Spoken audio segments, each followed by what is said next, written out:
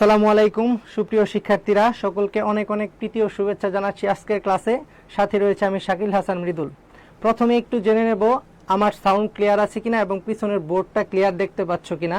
সবাই একটু দ্রুত সময়ের ভিতরে ক্লাসটাতে যুক্ত হয়ে যাও এবং বন্ধুদের মেনশন করে দাও। আমরা খুব অল্প সময়ের ভিতরেই মূল ক্লাসে প্রবেশ করব। আর আজকের ক্লাসটি অ্যাডমিশন ক্যান্ডিডেটদের জন্য খুবই গুরুত্বপূর্ণ এবং এই ক্লাসটি করার মাধ্যমে তোমরা সাধারণ জ্ঞান কিভাবে পড়তে হয় এবং কত সহজে অনেক বিশাল তথ্য মনে রাখা যায় এই উপায়টা তোমরা আজকে শিখে যাবে। তো বুঝতেই পারতেছো আজকে ক্লাসটা কতটা গুরুত্বপূর্ণ। সবাই একটু কমেন্ট করে জানিয়ে দাও যে তোমরা আমার ভয়েসটা ক্লিয়ার শুনতে পাচ্ছ কিনা এবং পিছনের বোর্ডটা ক্লিয়ার দেখতে পাচ্ছ কিনা, এবং দ্রুত সময়ের ভিতরে সবাই ক্লাসটিতে যুক্ত হয়ে যাও। আজকে আমরা তোমাদের জন্য যে ক্লাসটি নিয়ে এসেছি এই ক্লাসটি খুবই গুরুত্বপূর্ণ, কারণ এই ক্লাসটি করার মাধ্যমে তুমি বাংলাদেশ বিষয়াবলীর যে গুরুত্বপূর্ণ পার্টগুলো রয়েছে, বাংলাদেশের ভৌগোলিক বিষয়াবলী, তারপর হচ্ছে নদ নদী খাল বিল হাওর বাওর, তারপর হচ্ছে মুক্তিযুদ্ধের সেক্টর, তারপর হচ্ছে ক্ষুদ্র নিগোষ্ঠী, এই টপিকগুলো অতি সহজে তুমি মনে রাখতে পারবে। এমনিতে তুমি যখন সাধারণ জ্ঞান পড়া শুরু করো তখন হচ্ছে তুমি বই দেখে তথ্য মুখস্থ করা শুরু করো, যার ফলে এই তথ্যগুলো তুমি ভুলে যাও। কিন্তু তুমি এই তথ্যগুলো অতি সহজে কিভাবে মনে রাখতে পারো এই উপায়টাই আজকে আমরা ক্লাসে শিখবো এবং কত সহজে সাধারণ জ্ঞান পড়া যায় এইটা শিখবো। সবাই একটু যুক্ত হয়ে যায় ক্লাসটিতে দ্রুত সময়ের ভিতরে। ওকে, আমরা খুব অল্প সময়ের ভিতরেই মূল ক্লাসে প্রবেশ করব। এবং যারা ক্লাসটাতে যুক্ত হয়েছো তারা ক্লাসটা একটু শেয়ার করে দাও এবং বন্ধুদের মেনশন করে দাও যেন সবাই ক্লাসটিতে যুক্ত হতে পারে।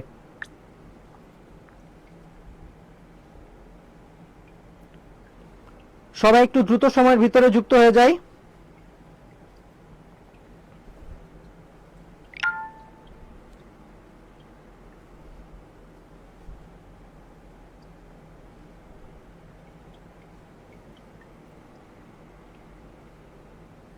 তো আজকের ক্লাসটি হচ্ছে আমাদের বাংলাদেশের ভৌগোলিক অবস্থান পরিচিতির উপর, এবং এই ক্লাসটির মাধ্যমে আমরা বাংলাদেশ বিষয়াবলী এবং সাধারণ জ্ঞান কিভাবে সহজে মনে রাখা যায় এইটা শিখব।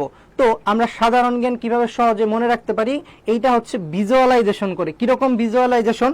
যারা ক্লাসটাতে যুক্ত হয়েছো তাদের থেকে যে কোনো একজনকে আমি বললাম যে প্রথমে হচ্ছে মোহাম্মদ রায়হান, সে যুক্ত হয়েছে, তাকে আমি বললাম যে তুমি এই যে বাংলাদেশের যে গুরুত্বপূর্ণ প্রত্নতাত্ত্বিক স্থানগুলো রয়েছে এই স্থানগুলো তুমি একটু ঘুরে আসো। তো ও কি করলো যে সিলেট এবং চট্টগ্রাম এই জায়গাগুলো থেকে ঘুরে আসলো এবং পরবর্তীতে সে এই জায়গার যে গুরুত্বপূর্ণ স্থানগুলো রয়েছে যেমন হচ্ছে মালনীছড়া চা উদ্যান, মাধবকুণ্ড জলপ্রপাত, এই স্থানগুলো দেখে আসলো। তাকে যদি 1 বছর পর না 2 বছর পরও জিজ্ঞাসা করা হয় যে সাধারণ জ্ঞানের এই মাধবকুণ্ড জলপ্রপাতটি কোথায় রয়েছে, সে কিন্তু ভুল করবে না। তেমনি যে কোনো তথ্যই আমরা যখন একটু মাথায় চিন্তা করে ভিজুয়ালাইজেশন করে পড়বো যে বাংলাদেশের এই জায়গায় এইটা অবস্থিত, আচ্ছা সিলেটে এইটা অবস্থিত, এরকম করে। তো ভিজুয়ালাইজেশন বিষয়টা কেমন একজন একটু কমেন্ট করো, আমি বুঝিয়ে দিচ্ছি যে ভিজুয়ালাইজেশন বিষয়টা কিরকম। একজন একটু যে কোনো একটা দেশের নাম কমেন্ট করো, আমি হচ্ছে ভিজুয়ালাইজেশনটা কিভাবে হয় আমি দেখিয়ে দিচ্ছি। ওকে, একজন একটু একটা দেশের নাম কমেন্ট করো। ওকে, প্রথম যে কমেন্ট করবে সেই দেশটাই আমি নেব। ওকে, একজন একটু একটা দেশের নাম কমেন্ট করো দ্রুত। এবং এখনো অনেকেই যুক্ত হওনি, তোমরা একটু ক্লাসটাতে যুক্ত হয়ে যাও এবং কিভাবে আমরা সাধারণ জ্ঞান অতি সহজে মনে রাখতে পারবো এবং কিভাবে পড়লে সাধারণ জ্ঞান আমরা ভালো করতে পারবো সেটা নিয়ে আলোচনা করব। সবাই একটু যুক্ত হয়ে যাও এবং বন্ধুদের মেনশন করে দাও দ্রুত। একজন একটু কমেন্ট করো যে কোনো একটা দেশ, যে প্রথম কমেন্ট করবে তারটাই হচ্ছে আমি নেব। ওকে, একজন একটু কমেন্ট করো একটা দেশের নাম, একজন একটু কমেন্ট করো দ্রুত। আর সবাই একটু দ্রুত সময়ের ভিতরে যুক্ত হয়ে যায়। আজকের ক্লাসটির মাধ্যমে আমরা শিখে ফেলবো এবং এইভাবে সাধারণ জ্ঞান পড়লে আমরা সহজে মনে রাখতে পারবো। আচ্ছা, একজন কমেন্ট করেছে অমিত হাসান উগান্ডা, ওর কমেন্টটাই হচ্ছে ফার্স্ট। দেখো ভিজুয়ালাইজেশনটা কিরকম করে হয় এইটা হচ্ছে আমরা জানি এই যে মহাদেশটা হচ্ছে, দেখো এই মহাদেশটা হচ্ছে আফ্রিকা মহাদেশ, এই মহাদেশটা হচ্ছে আফ্রিকা মহাদেশ। এই আফ্রিকা মহাদেশে দেখো প্রথমে উগান্ডা নামটা শুনলে আমাকে প্রথমে নিয়ে গেল আফ্রিকা মহাদেশ, তারপর এই জায়গায় দেখবো আমরা উগান্ডা, তারপর রুয়ান্ডা, বুরুন্ডি, এই হচ্ছে উগান্ডা, এই দেশটার নাম হচ্ছে উগান্ডা। তাহলে দেখো আমার মাথায় ভিজুয়ালাইজেশন করে এই জায়গায় নিয়ে গেল, এই দেশটার নাম হচ্ছে উগান্ডা, যার ক্যাপিটাল হচ্ছে কাম্পালা। উগান্ডার ক্যাপিটাল হচ্ছে কাম্পালা এবং উগান্ডাকে বলা হয় পার্ল অফ আফ্রিকা। কি বলা হয় উগান্ডাকে? Pearl of Africa. দেখো এই যে আমার মাথায় ভিজুয়ালাইজেশন হয়ে চলে গেল আফ্রিকা মহাদেশে, তারপর আফ্রিকা মহাদেশে ঠিক এই অংশটায় অবস্থিত হচ্ছে উগান্ডা এবং এর ক্যাপিটাল হচ্ছে কাম্পালা এবং একে বলা হয় হচ্ছে পার্ল অফ আফ্রিকা। এবং এছাড়াও সাম্প্রতিক সময়ে যদি এটা সম্পর্কে একটা তথ্য জানি যে সব থেকে বড় স্বর্ণের আকরিকের সন্ধান পাওয়া গেছে হচ্ছে এই উগান্ডায়, যেটার মূল্য হচ্ছে $12 ট্রিলিয়ন। $12 ট্রিলিয়ন। তাহলে দেখো এই যে তথ্যগুলো আমার মাথায় আসলো, তো তোমরা এখন বলতে পারো এখন আমরা তো আর এইভাবে ভিজুয়ালাইজেশন করতে পারবো না, তো তোমাদের ক্ষেত্রেও সাধারণ জ্ঞানের এই যে মানচিত্র পাঠটুকু রয়েছে এইটা আমরা সহজে মনে রাখার চেষ্টা করব। তো দেখো আজকে আমাদের আলোচনার টপিকটা হচ্ছে বাংলাদেশের ভৌগোলিক অবস্থান পরিচিতি। যারা এই ক্লাসটি শেষ পর্যন্ত ধৈর্য নিয়ে করবে তারা কতটা এগিয়ে থাকবে সাধারণ জ্ঞান পড়ার ক্ষেত্রে, শেষ পর্যন্ত যারা করবে তারাই বুঝতে পারবে। ওকে, আমি শেষের দিকে তোমাদের বুঝিয়ে দেব যে অল্প সময়ে কিভাবে তোমাদের এই মানচিত্রটা তোমাদের হেল্প করে এবং ভিজুয়ালাইজেশন করে তথ্য মনে রাখতে সাহায্য করে। তাহলে আর দেরি না করে, অনেকেই যুক্ত হয়েছো, বাকিরাও একটু যুক্ত হয়ে যাও।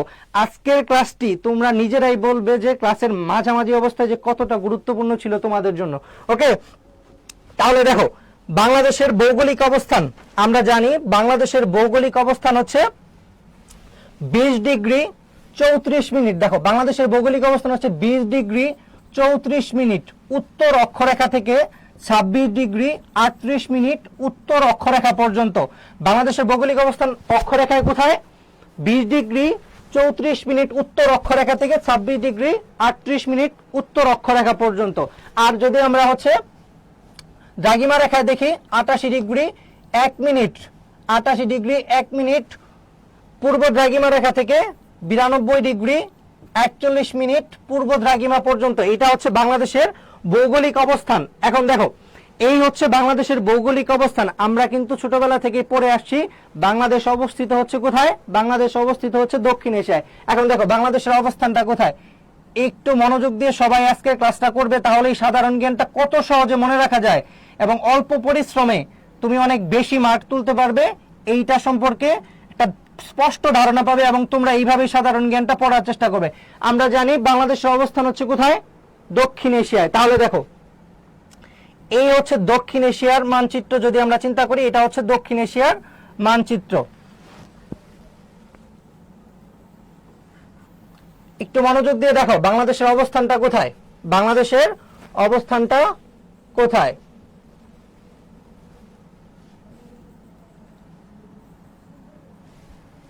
এই হচ্ছে আমাদের দক্ষিণ এশিয়ার মানচিত্র। দেখো তারপরে আমরা বাংলাদেশের মানচিত্রের একদম পুঙ্খানুপুঙ্খভাবে শিখবো এবং এইটার মাধ্যমে আমরা অনেকগুলো তথ্য সহজে মনে রাখতে পারবো। ওকে, দেখো এই হচ্ছে আমাদের দক্ষিণ এশিয়া, এই হচ্ছে আমাদের দক্ষিণ এশিয়া। এইটা আমরা জানি আমাদের বাংলাদেশ। তারপর এই যে বড় রাষ্ট্রটা এটা হচ্ছে ইন্ডিয়া, এটা হচ্ছে পাকিস্তান, আফগানিস্তান, নেপাল, তারপর এটা হচ্ছে ভুটান, এখানে হচ্ছে শ্রীলঙ্কা আর এই পাশে হচ্ছে মালদ্বীপ। এই হচ্ছে বাংলাদেশের ভৌগোলিক অবস্থান। তাহলে অক্ষরেখার হিসাবে এখান থেকে আমরা 20 ডিগ্রি এই পর্যন্ত 26 ডিগ্রি পর্যন্ত যাব এবং এইভাবে হচ্ছে 88 ডিগ্রি 1 মিনিট পর্যন্ত যাব। তাহলে বাংলাদেশের ভৌগোলিক অবস্থানটা আমরা দেখলাম কোথায়? বাংলাদেশের ভৌগোলিক অবস্থানটা অবস্থিত হচ্ছে বাংলাদেশের এশিয়ার দক্ষিণ অংশ, মানে হচ্ছে দক্ষিণ এশিয়া। দক্ষিণ এশিয়া হচ্ছে বাংলাদেশের ভৌগোলিক অবস্থান, দক্ষিণ এশিয়া। এশিয়া মহাদেশে যে আরো অনেকগুলো অঞ্চল রয়েছে, যেমন হচ্ছে দূরপ্রাচ্য, নিকট প্রাচ্য, মধ্যপ্রাচ্য, তারপর হচ্ছে মধ্য এশিয়া, দক্ষিণ পূর্ব এশিয়া এবং দক্ষিণ এশিয়া। এই অঞ্চলে হচ্ছে বাংলাদেশের অবস্থান। তাহলে এই অঞ্চল নিয়ে একটা আঞ্চলিক সংগঠন রয়েছে, একজন একটু কমেন্ট করে বলো তো এই সংগঠনটার নাম কি? যারা এখনো যুক্ত হওনি তোমরা কি ক্লাস মিস করতেছে এবং এর মাধ্যমে যারা ক্লাসটা মনোযোগ দিয়ে করবে কতটুকু উপকৃত হতে পারবে ক্লাসটা শেষ পর্যন্ত করলেই তোমরা বুঝতে পারবে। ওকে, সাধারণ জ্ঞানের ভিত্তি যদি বলি আমরা তাহলে সেটা হচ্ছে মানচিত্র এবং মনে রাখার যদি কৌশল বলি সেটা হচ্ছে মানচিত্রের মাধ্যমে ভিজুয়ালাইজেশন। তো সবাই ক্লাসটাতে যুক্ত হও এবং ক্লাসটা শেয়ার করে বন্ধুদের মাঝে ছড়িয়ে দাও যেন তারাও ক্লাসটাতে যুক্ত হতে পারে। এই ক্লাসের মাধ্যমে ক্লাসের শেষ অংশে আমি দেখিয়ে দিব যে কত সহজে তথ্যগুলো তুমি সহজে মনে রাখতে পারো। তোমাদের 1 মিনিটে আমি হচ্ছে বাংলাদেশের ভূপ্রাকৃতিক বৈশিষ্ট্য মুখস্থ করে ফেলবো, তারপর হচ্ছে মুক্তিযুদ্ধের সেক্টর মুখস্থ করে ফেলবো 1 মিনিটে। ওকে, যারা যুক্ত রয়েছে এখনো ক্লাসটিতে যুক্ত হয়নি সবাই ক্লাসটাতে বন্ধুদের মেনশন করে যুক্ত হওয়ার সুযোগ করে দাও। এই হচ্ছে আমাদের দক্ষিণ এশিয়া। তাহলে বাংলাদেশের অবস্থানটা হচ্ছে দক্ষিণ এশিয়ায়। এবং বাংলাদেশের সাথে তাহলে সীমান্ত রয়েছে কয়টা দেশের আমরা জানি, বাংলাদেশের সীমান্ত রয়েছে দুইটা দেশের। কয়টা দেশের? দুইটা। একটা হচ্ছে ইন্ডিয়া আর একটা হচ্ছে মায়ানমার। তাহলে আমরা জানলাম হচ্ছে বাংলাদেশের সাথে দুইটি দেশের সীমান্ত রয়েছে, একটা হচ্ছে ভারত আর একটা হচ্ছে মায়ানমার। এই যে দুইটার সাথে এই পুরোটাই হচ্ছে ভারত আর এইটুকু হচ্ছে মায়ানমার। তাহলে দুইটা দেশের সাথে আমরা জানি বাংলাদেশের সাথে সীমান্ত রয়েছে। এখন আমরা এরপর বাংলাদেশের ভৌগোলিক পুরো অবস্থানটা দেখব এবং বাংলাদেশের উত্তর দক্ষিণ পূর্ব পশ্চিমে কি এটা আমরা খুব সুন্দর করে শিখব। দেখো, এই হচ্ছে আমাদের বাংলাদেশ। সবাই সর্বোচ্চ মনোযোগ দিয়ে ক্লাসটি করবে, তাহলেই হচ্ছে আমরা বাংলাদেশ বিষয়ে বলি এবং সাধারণ জ্ঞানটা খুব সুন্দর করে মনে রাখতে পারবো। ওকে, দেখো এই হচ্ছে আমাদের বাংলাদেশ। যাদের সামনে খাতা কলম নেই, একটু খাতা কলম নিয়ে বসো, যেন তোমরাও একটু একে একে খুব সহজে মনে রাখতে পারো। এই হচ্ছে আমাদের বাংলাদেশ। ওকে, এইটা হচ্ছে আমাদের বাংলাদেশের মানচিত্র। যে কোনো মানচিত্রের উপরের দিকটা হয় উত্তর, উপরের দিকটা হয় উত্তর, নিচের দিকটা হয় দক্ষিণ। ওকে, তাহলে উপরের দিকটা যদি উত্তর হয়, বাকি দুইটা দিক আমরা কিভাবে নির্ণয় করব? যে কোনো চিত্র অঙ্কন করার পর তুমি এইভাবে সামনে নিয়ে দাঁড়াবে, হাতের ডান পাশটা হবে পূর্ব, হাতের ডান পাশটা হবে পূর্ব, আর এই পাশটা হবে, বাম পাশটা হবে পশ্চিম। আগে আমি তোমাদের শিখালাম যে বাংলাদেশ দক্ষিণ এশিয়া অবস্থিত এবং বাংলাদেশের সাথে সীমান্ত রয়েছে দুইটি দেশের, একটা হচ্ছে ভারত আর একটা হচ্ছে মায়ানমার। এখন এইটার সাথে আমরা তথ্যগুলো আরেকটু এনরিচ করব। দেখো, তারপর ভারতের কয়টি অঙ্গরাজ্য? অঙ্গরাজ্য হচ্ছে 5টির সাথে সীমানা শেয়ার করে। ভারতের কয়টি অঙ্গরাজ্যের সাথে বাংলাদেশ সীমানা শেয়ার করে? 5টি। মায়ানমারের হচ্ছে 2টি, মায়ানমারের হচ্ছে 2টি। আমরা যদি বাংলাদেশের মানচিত্রের যে প্রশাসনিক ভাগগুলো রয়েছে, যেমন হচ্ছে 8টি বিভাগ, তারপর হচ্ছে 12টি সিটি কর্পোরেশন, 64টি হচ্ছে জেলা, 330টি হচ্ছে পৌরসভা, 495টি হচ্ছে উপজেলা এবং 652টি হচ্ছে থানা। আমরা এই 64টি জেলা পর্যন্ত একটা স্পষ্ট ধারণা অর্জন করব আজকের ক্লাসে, এবং কিভাবে মনে রাখা যায় এটা আমরা শিখব। এবং এইটুকু শিখে ফেললেই তোমরা অনেক সহজে বাংলাদেশ বিষয়াবলীর যে বিষয়গুলো বলতেছি একটু মনোযোগ দিয়ে শোনো, যে হচ্ছে বাংলাদেশের ভৌগোলিক অবস্থান, নদ নদী, খাল বিল, হাওর বাওর, বাংলাদেশের জনপদ, তারপর মুক্তিযুদ্ধের সেক্টর, ক্ষুদ্র নিগোষ্ঠী, নদ নদী, তারপর হচ্ছে যে বাংলাদেশের বাকি যে আরো বিষয়গুলো মানচিত্র রিলেট করে পড়া যায়, এইগুলো অল্প মানে অল্প পরিশ্রমে তুমি সহজে মনে রাখতে পারবে, যেটা অনেকের মনে রাখতে তুমি যদি বাংলাদেশের মুক্তিযুদ্ধের সেক্টর পড়তে যাও তাহলে তোমার 64টি জেলা সম্পর্কে ধারণা রাখতে হবে। কিন্তু এই একবারেই তুমি যদি এইটার ধারণা ক্লিয়ার করে ফেলো তাহলে বাকি সব টপিক তোমার অল্পতেই মুখস্থ করতে পারবে। ওকে, অনেকেই দেখতে পাচ্ছি ক্লাসে যুক্ত হয়েছো, বাকিরাও একটু যুক্ত হয়ে যাও এবং বন্ধুদের মেনশন করে দাও। দেখো, তাহলে আমরা কোন পর্যন্ত ক্লিয়ার করব? বাংলাদেশের 8টি হচ্ছে বিভাগ, 12টি সিটি কর্পোরেশন এবং 64টি জেলা। এই জেলা পর্যন্ত আমরা কেন ক্লিয়ার করব? কারণ এই পর্যন্ত ক্লিয়ার করলে আমরা অতি সহজে সাধারণ জ্ঞানের যে গুরুত্বপূর্ণ বিষয়গুলো মনে রাখতে পারবো। আমি ক্লাসের শেষাংশে তোমাদের দেখিয়ে দিব 1 মিনিটে হচ্ছে মুক্তিযুদ্ধের সেক্টর মুখস্থ করে এবং ভূপ্রাকৃতিক বৈশিষ্ট্য মুখস্থ করে। ওকে, দেখো তাহলে আমরা 5টি অঙ্গরাজ্য ভারতের এবং মায়ানমারের হচ্ছে 2টি। দেখো 5টি অঙ্গরাজ্য কি কি? এই পর্যন্ত, এই জায়গা থেকে শুরু করে এই পর্যন্ত হচ্ছে পশ্চিমবঙ্গ, এই পাশ দিয়ে হচ্ছে ভারতের পশ্চিমবঙ্গ, এই পাশ দিয়ে হচ্ছে ভারতের পশ্চিমবঙ্গ। তারপর এই অংশটুকু জুড়ে হচ্ছে মেঘালয়, এই অংশটুকু জুড়ে হচ্ছে মেঘালয়। তারপর এই পাশ দিয়ে এরকম করে হচ্ছে এই অংশটুকু হচ্ছে আসাম, এই অংশটুকু হচ্ছে আসাম। এই যে অংশটুকু এটা হচ্ছে ত্রিপুরা এবং এই পর্যন্ত গিয়ে ভারতের সীমান্ত শেষ, সেটা হচ্ছে এখানে হচ্ছে মায়ানমার এবং এইখানে হচ্ছে ভারতের যে অঙ্গরাজ্য সেটা হচ্ছে মিজোরাম। তাহলে দেখো ভারতের 5টি অঙ্গরাজ্য আমরা পেয়ে গেলাম। ভারতের 5টি অঙ্গরাজ্য দেখো আগের চিত্রে আমরা সুন্দর করে দেখলাম যে দুইটা দেশের সাথে সীমান্ত রয়েছে, একটা হচ্ছে ভারত আর একটা হচ্ছে মায়ানমার। এই পর্যন্ত হচ্ছে ভারতের মিজোরাম পর্যন্ত হচ্ছে ভারতের সাথে সীমান্ত রয়েছে, পরবর্তীতে এইটুকু হচ্ছে মায়ানমারের সাথে। এখন দেখো এই অঙ্গরাজ্যগুলোর সাথে সীমানা শেয়ার করা হচ্ছে বাংলাদেশ এবং মায়ানমারের 2টা অঙ্গরাজ্য হচ্ছে রাখাইন আর একটা হচ্ছে চীন প্রদেশ।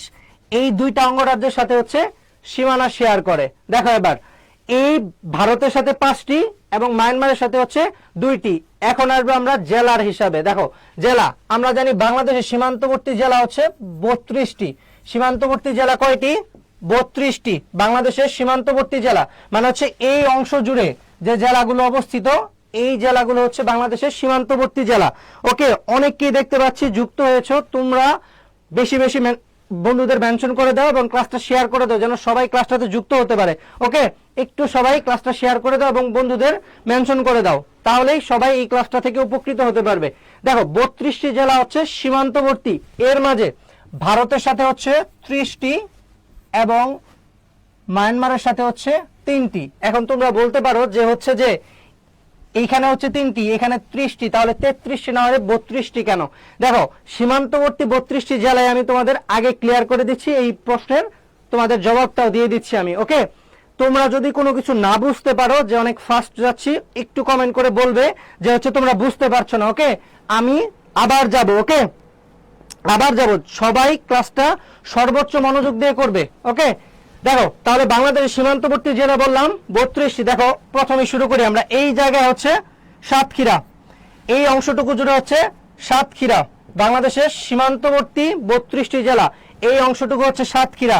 তারপর যশোর, ঝিনাইদহ, চুয়াডাঙ্গা, মেহেরপুর, কুষ্টিয়া, রাজশাহী, চাঁপাইনবাবগঞ্জ, নওগাঁ, জয়পুরহাট, দিনাজপুর, ঠাকুরগাঁও, পঞ্চগড়, নীলফামারী, লালমনিরহাট, কুড়িগ্রাম, জামালপুর, শেরপুর, ময়মনসিংহ, নেত্রকোনা, সুনামগঞ্জ, সিলেট, মৌলভীবাজার, হবিগঞ্জ, ব্রাহ্মণবাড়িয়া, কুমিল্লা, ফেনী, চট্টগ্রাম, খাগড়াছড়ি, রাঙামাটি, বান্দরবান, কক্সবাজার। দেখো আমি বলেছিলাম হচ্ছে বাংলাদেশের সীমান্তবর্তী জেলা হচ্ছে 32টি, ভারতের সাথে হচ্ছে 30টি এবং মায়ানমারের সাথে হচ্ছে 3টি। এখন যদি এই জায়গা থেকে তোমরা কাউন্ট করে এই পর্যন্ত আসো যে এই পর্যন্ত কয়টা জেলা রয়েছে, দেখো কয়টা জেলা এখান থেকে শুরু করে যদি আমরা কাউন্ট করি আমরা কিন্তু 32টি পাবো।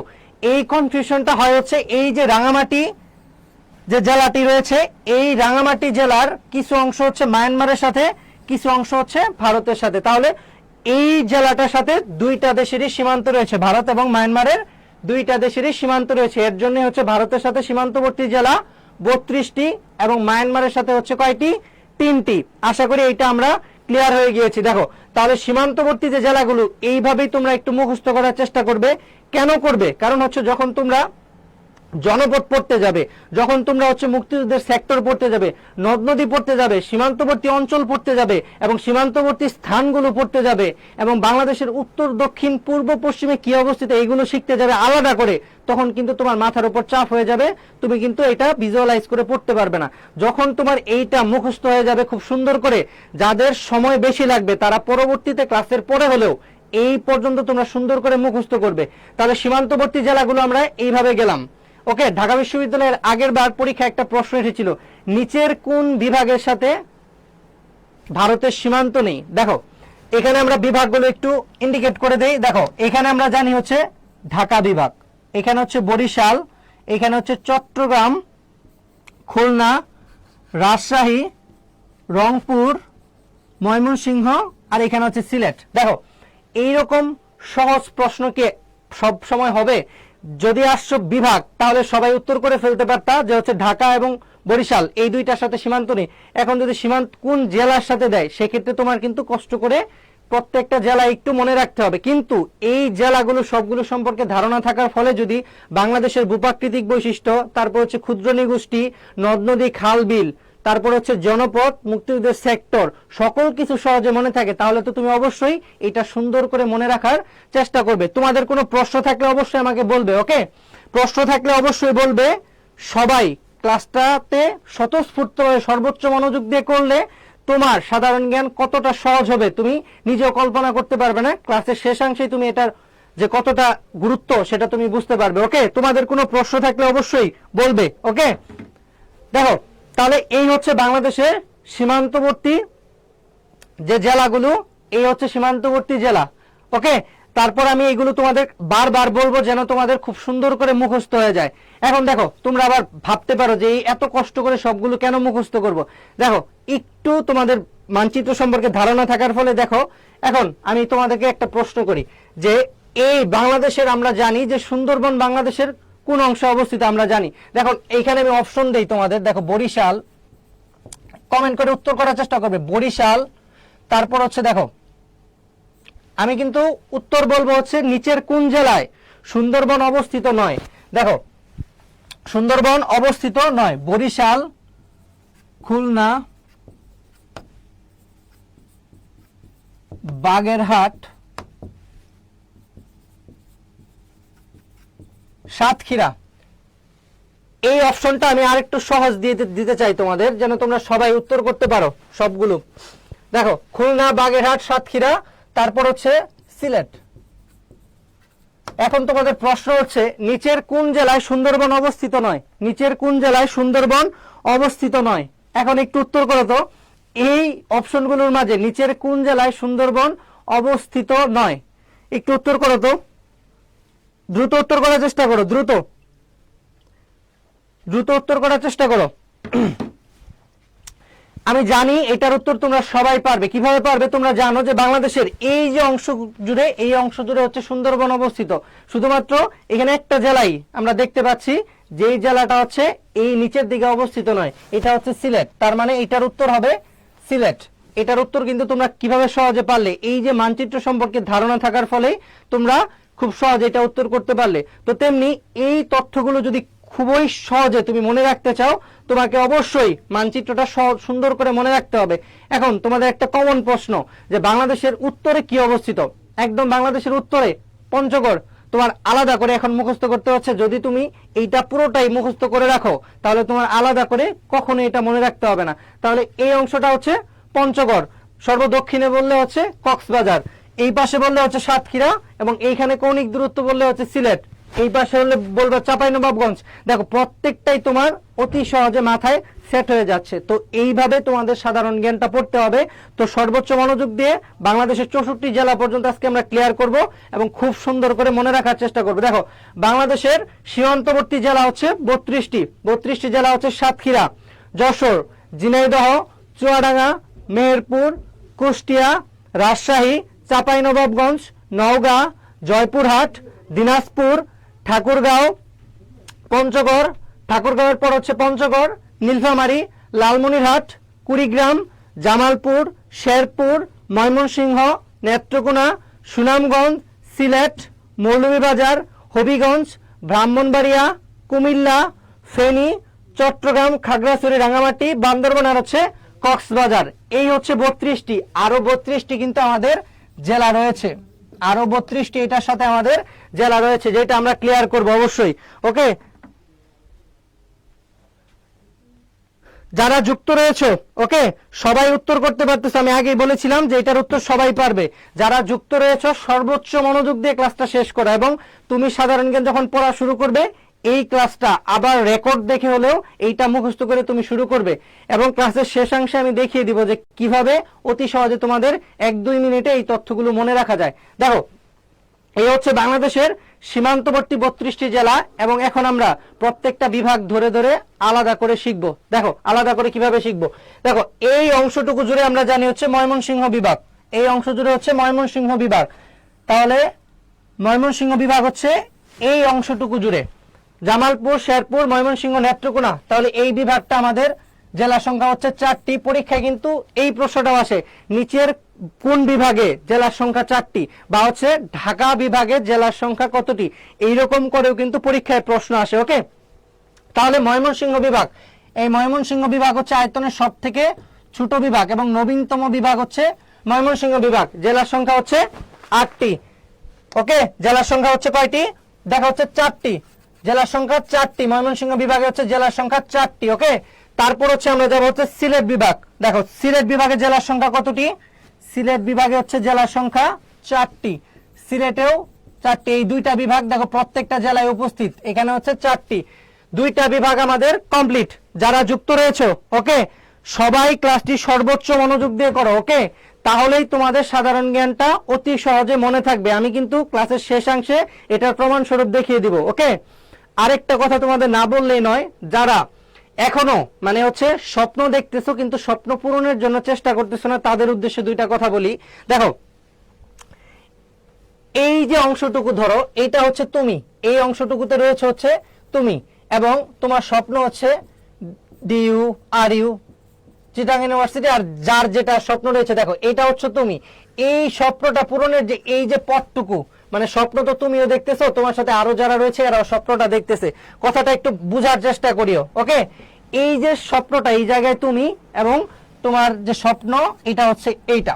তো এই যে পথটুকু, এই পথটুকু কিন্তু সহজ নয়। ওকে, তুমি যে পথটুকু মানে হচ্ছে প্রত্যেকদিন তোমার নিজেকে প্রশ্ন করবে যে আমি এই স্বপ্ন পূরণের জন্য যে রাস্তাটা, আমি প্রত্যেকদিন এটা পূরণের জন্য একটা করে স্টেপ দিচ্ছি, বা আমি এইটা পূরণের জন্য চেষ্টা করতেছি কিনা। এটা পূরণের একটা স্টেপ মানে হচ্ছে রেগুলার মিনিমাম 8 থেকে 12 ঘন্টা পড়াশোনা করতে হবে তোমার অ্যাডমিশনের পর থেকে। তার মানে তুমি নিজেকে প্রশ্ন করবে যে আমি স্বপ্ন পূরণের জন্য একটা স্টেপ প্রতিদিন দিচ্ছি কিনা। তুমি স্টেপ দিচ্ছ না, কিন্তু তোমার আরো ক্যান্ডিডেট যারা রয়েছে এরা হচ্ছে কি দৌড়ানো শুরু করে দিয়েছে এই স্বপ্নটা পূরণের লক্ষ্যে। তো তুমি তোমার নিজেকে প্রশ্ন করবে যে আমি স্বপ্ন পূরণের জন্য একটা করে স্টেপ দিচ্ছি কিনা, আমি আদৌ কি স্বপ্নটা পূরণের জন্য চেষ্টা করছি কিনা।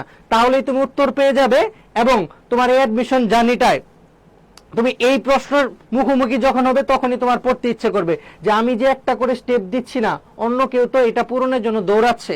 ওকে, তাহলেই তুমি নিজের স্বপ্নটাকে পূরণ করতে পারবে। আর স্বপ্ন পূরণের জন্য স্টেপ দেওয়া মানে হচ্ছে তুমি ট্র্যাকে রয়েছো, আর যারা হচ্ছে এই কাজটি করবে না তারা কিন্তু পিছিয়ে যাবে। ওকে, তো এই স্বপ্ন পূরণের জন্য অবশ্যই তোমরা প্রত্যেকদিন একটা করে স্টেপ দিবে, এবং অ্যাডমিশনের আগ পর্যন্ত একই রুটিন মেনটেন করে সুন্দর করে পড়াশোনা করবে, এই আশাবাদী আমি রাখবো। ওকে, স্বপ্নটা হচ্ছে তোমাদের, এই স্বপ্নটা পূরণের জন্য চেষ্টাও তোমাদের করতে হবে। আমরা শুধু তোমাদের গাইডলাইন দিয়ে ওই পর্যন্ত নিয়ে যাব। এবং সাধারণ জ্ঞানে যারা এইভাবে পড়ে শেষ পর্যন্ত আমাদের সাথে থাকবে, অবশ্যই সবাই যে সাধারণ জ্ঞানে আমাদের 30 মার্ক রয়েছে এর মাঝে 24+ অর্জন করতে পারবে। ওকে, যারা শেষ পর্যন্ত এই রকম মনোযোগটা ধরে রেখে ওই পথটা অনুসরণ করে চলবে। যদি তোমাদের কোনো প্রশ্ন থাকে অবশ্যই প্রশ্ন করবে, যদি তোমাদের কোনো প্রশ্ন থাকে। ওকে, যদি কোনো প্রশ্ন থাকে, দেখো এই হচ্ছে বাংলাদেশের সীমান্তবর্তী 32টি জেলা। এখন আমরা আবার পড়ায় আসি। সীমান্তবর্তী 32টি জেলা, এখন আমরা বিভাগগুলো কমপ্লিট করতেছি। সিলেট এবং আমাদের ময়মনসিংহ বিভাগ কমপ্লিট। এখন দেখো, এই যে তুমি যখন ময়মনসিংহ সম্পর্কে দুইটা তথ্য শিখবে, যে ময়মনসিংহ হচ্ছে বিনা অবস্থিত Bangladesh institute of nuclear agriculture, তারপর হচ্ছে পুরাতন ব্রহ্মপুত্র ময়মনসিংহের পাশ দিয়ে বয়ে গিয়েছে, তারপর ময়মনসিংহ হচ্ছে বাংলাদেশ সব থেকে বড় কৃষি বিশ্ববিদ্যালয় অবস্থিত, তারপর ময়মনসিংহ হচ্ছে গারো পাহাড় অবস্থিত, এবং ময়মনসিংহ বিভাগটা হচ্ছে সব থেকে নবীনতম। দেখো, এই যে মাথায় ভিজুয়ালাইজ করে তোমাকে নিয়ে যাবে মানচিত্রের এই অংশে, এই যে তথ্যগুলো কত সহজে দেখো তোমার মাথায় সেট হয়ে যাচ্ছে। শুধুমাত্র পড়াটাই মুখ্য না, মুখস্থ করাটাই মুখ্য না, এটা মনে রাখাটাই হচ্ছে সব থেকে মুখ্য বিষয়। দেখো, এখন ময়মনসিংহ নিয়ে তথ্য বললেই তোমাকে ভিজুয়ালাইজ করে এই জামালপুর, শেরপুর, ময়মনসিংহ, নেত্রকোনায় নিয়ে যাবে যে এই অঞ্চলে ক্ষুদ্র নিগোষ্ঠী বসবাস করে হচ্ছে গারো, হাজং, কোচ, এরা বসবাস করে। তাহলে দেখো, তারপর হচ্ছে গারো পাহাড় এখানে অবস্থিত। এই যে তথ্যগুলো একসাথে, ময়মনসিংহের 4টি বিভাগ, এই জেলাটি হচ্ছে, বিভাগটি হচ্ছে 4টি জেলা নিয়ে, এই যে তথ্যগুলো দেখো মাথায় সেট হয়ে যাচ্ছে। তো এইটাই হচ্ছে সাধারণ জ্ঞান পড়ার সব থেকে সুন্দরতম ওয়ে মনে রাখারও। ওকে, আমি কিন্তু ভিজুয়ালাইজেশন তোমাদের উগান্ডা দিয়ে বুঝিয়ে দিয়েছি। এরকম যে কোনো দেশ বললেই কিন্তু আমার মাথা ওই জায়গায় নিয়ে যে আটকাবে, তারপর ওইখান থেকে আমি তথ্যগুলো এক এক করে বলতে থাকবো, যে তথ্যগুলো আমার মাথায় ইনস্ট্যান্ট আসা শুরু করবে। এইভাবেই তোমরা পড়বে। তো সর্বোচ্চ মনোযোগ দিয়ে ক্লাসটা শেষ পর্যন্ত থাকলে তোমারও 1 মিনিটে বাংলাদেশের মুক্তিযুদ্ধের সেক্টর, তারপর হচ্ছে বাংলাদেশের যে জনপদ, এইগুলো 1-2 মিনিটে মুখস্থ হয়ে যাবে। আর এইটা তুমি যদি আলাদাভাবে মুখস্থ করতে যাও, তুমি একদিনে পুরোটা পরে মুখস্থ করলে পরের 7 দিন পর ভুলে যাবে। ওকে, আর এইভাবে 1 মিনিটও তুমি ভুলবে না।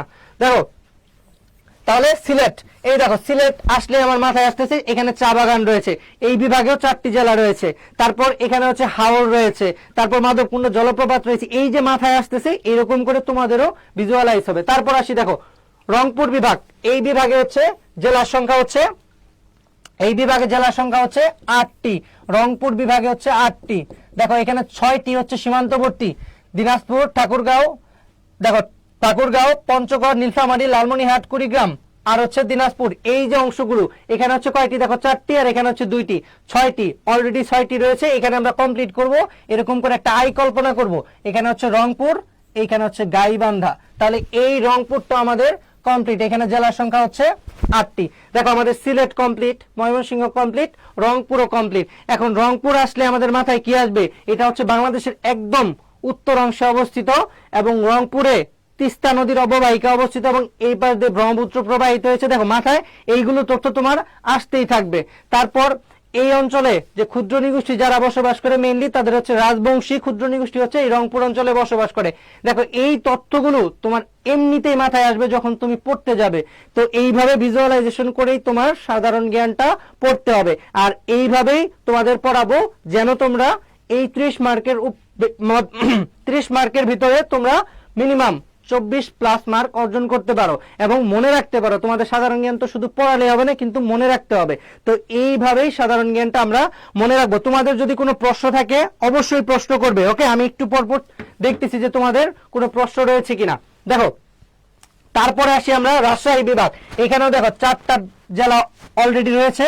এখানে আমরা একটা সি এর মতো কল্পনা করবো। এইভাবে দেখো সি কল্পনা করে এখানে হচ্ছে বগুড়া, এখানে হচ্ছে নাটোর, এখানে হচ্ছে সিরাজগঞ্জ, বগুড়া, নাটোর, এখানে হচ্ছে পাবনা, এখানে হচ্ছে সিরাজগঞ্জ। এই যে বিভাগটা, এই বিভাগটা হচ্ছে রাজশাহী বিভাগ। কি কি দেখো? রাজশাহী, চাঁপাইনবাবগঞ্জ, নওগাঁ, জয়পুরহাট, বগুড়া, নাটোর, পাবনা, সিরাজগঞ্জ। এখন এই পাবনা সিরাজগঞ্জ এই অংশে আসলে আমাদের মনে হয় এই অংশে হচ্ছে বাংলাদেশ সবচেয়ে বিখ্যাত বিল চলন বিল অবস্থিত। তারপর হচ্ছে এই অংশে সব থেকে বেশি আম উৎপাদিত হয়, আমের জন্য বিখ্যাত। তারপর এই পাশ দিয়ে বাংলাদেশে প্রবাহিত হয়েছে পদ্মা নদী। দেখো তথ্যগুলো এমনি মাথায় এসে যাচ্ছে। তো এইভাবেই তোমাদের তথ্যগুলো মাথায় আসবে। এইখানেও দেখো জেলার সংখ্যা হচ্ছে কয়টি? 8টি। এখানে হচ্ছে জেলার সংখ্যা 8টি।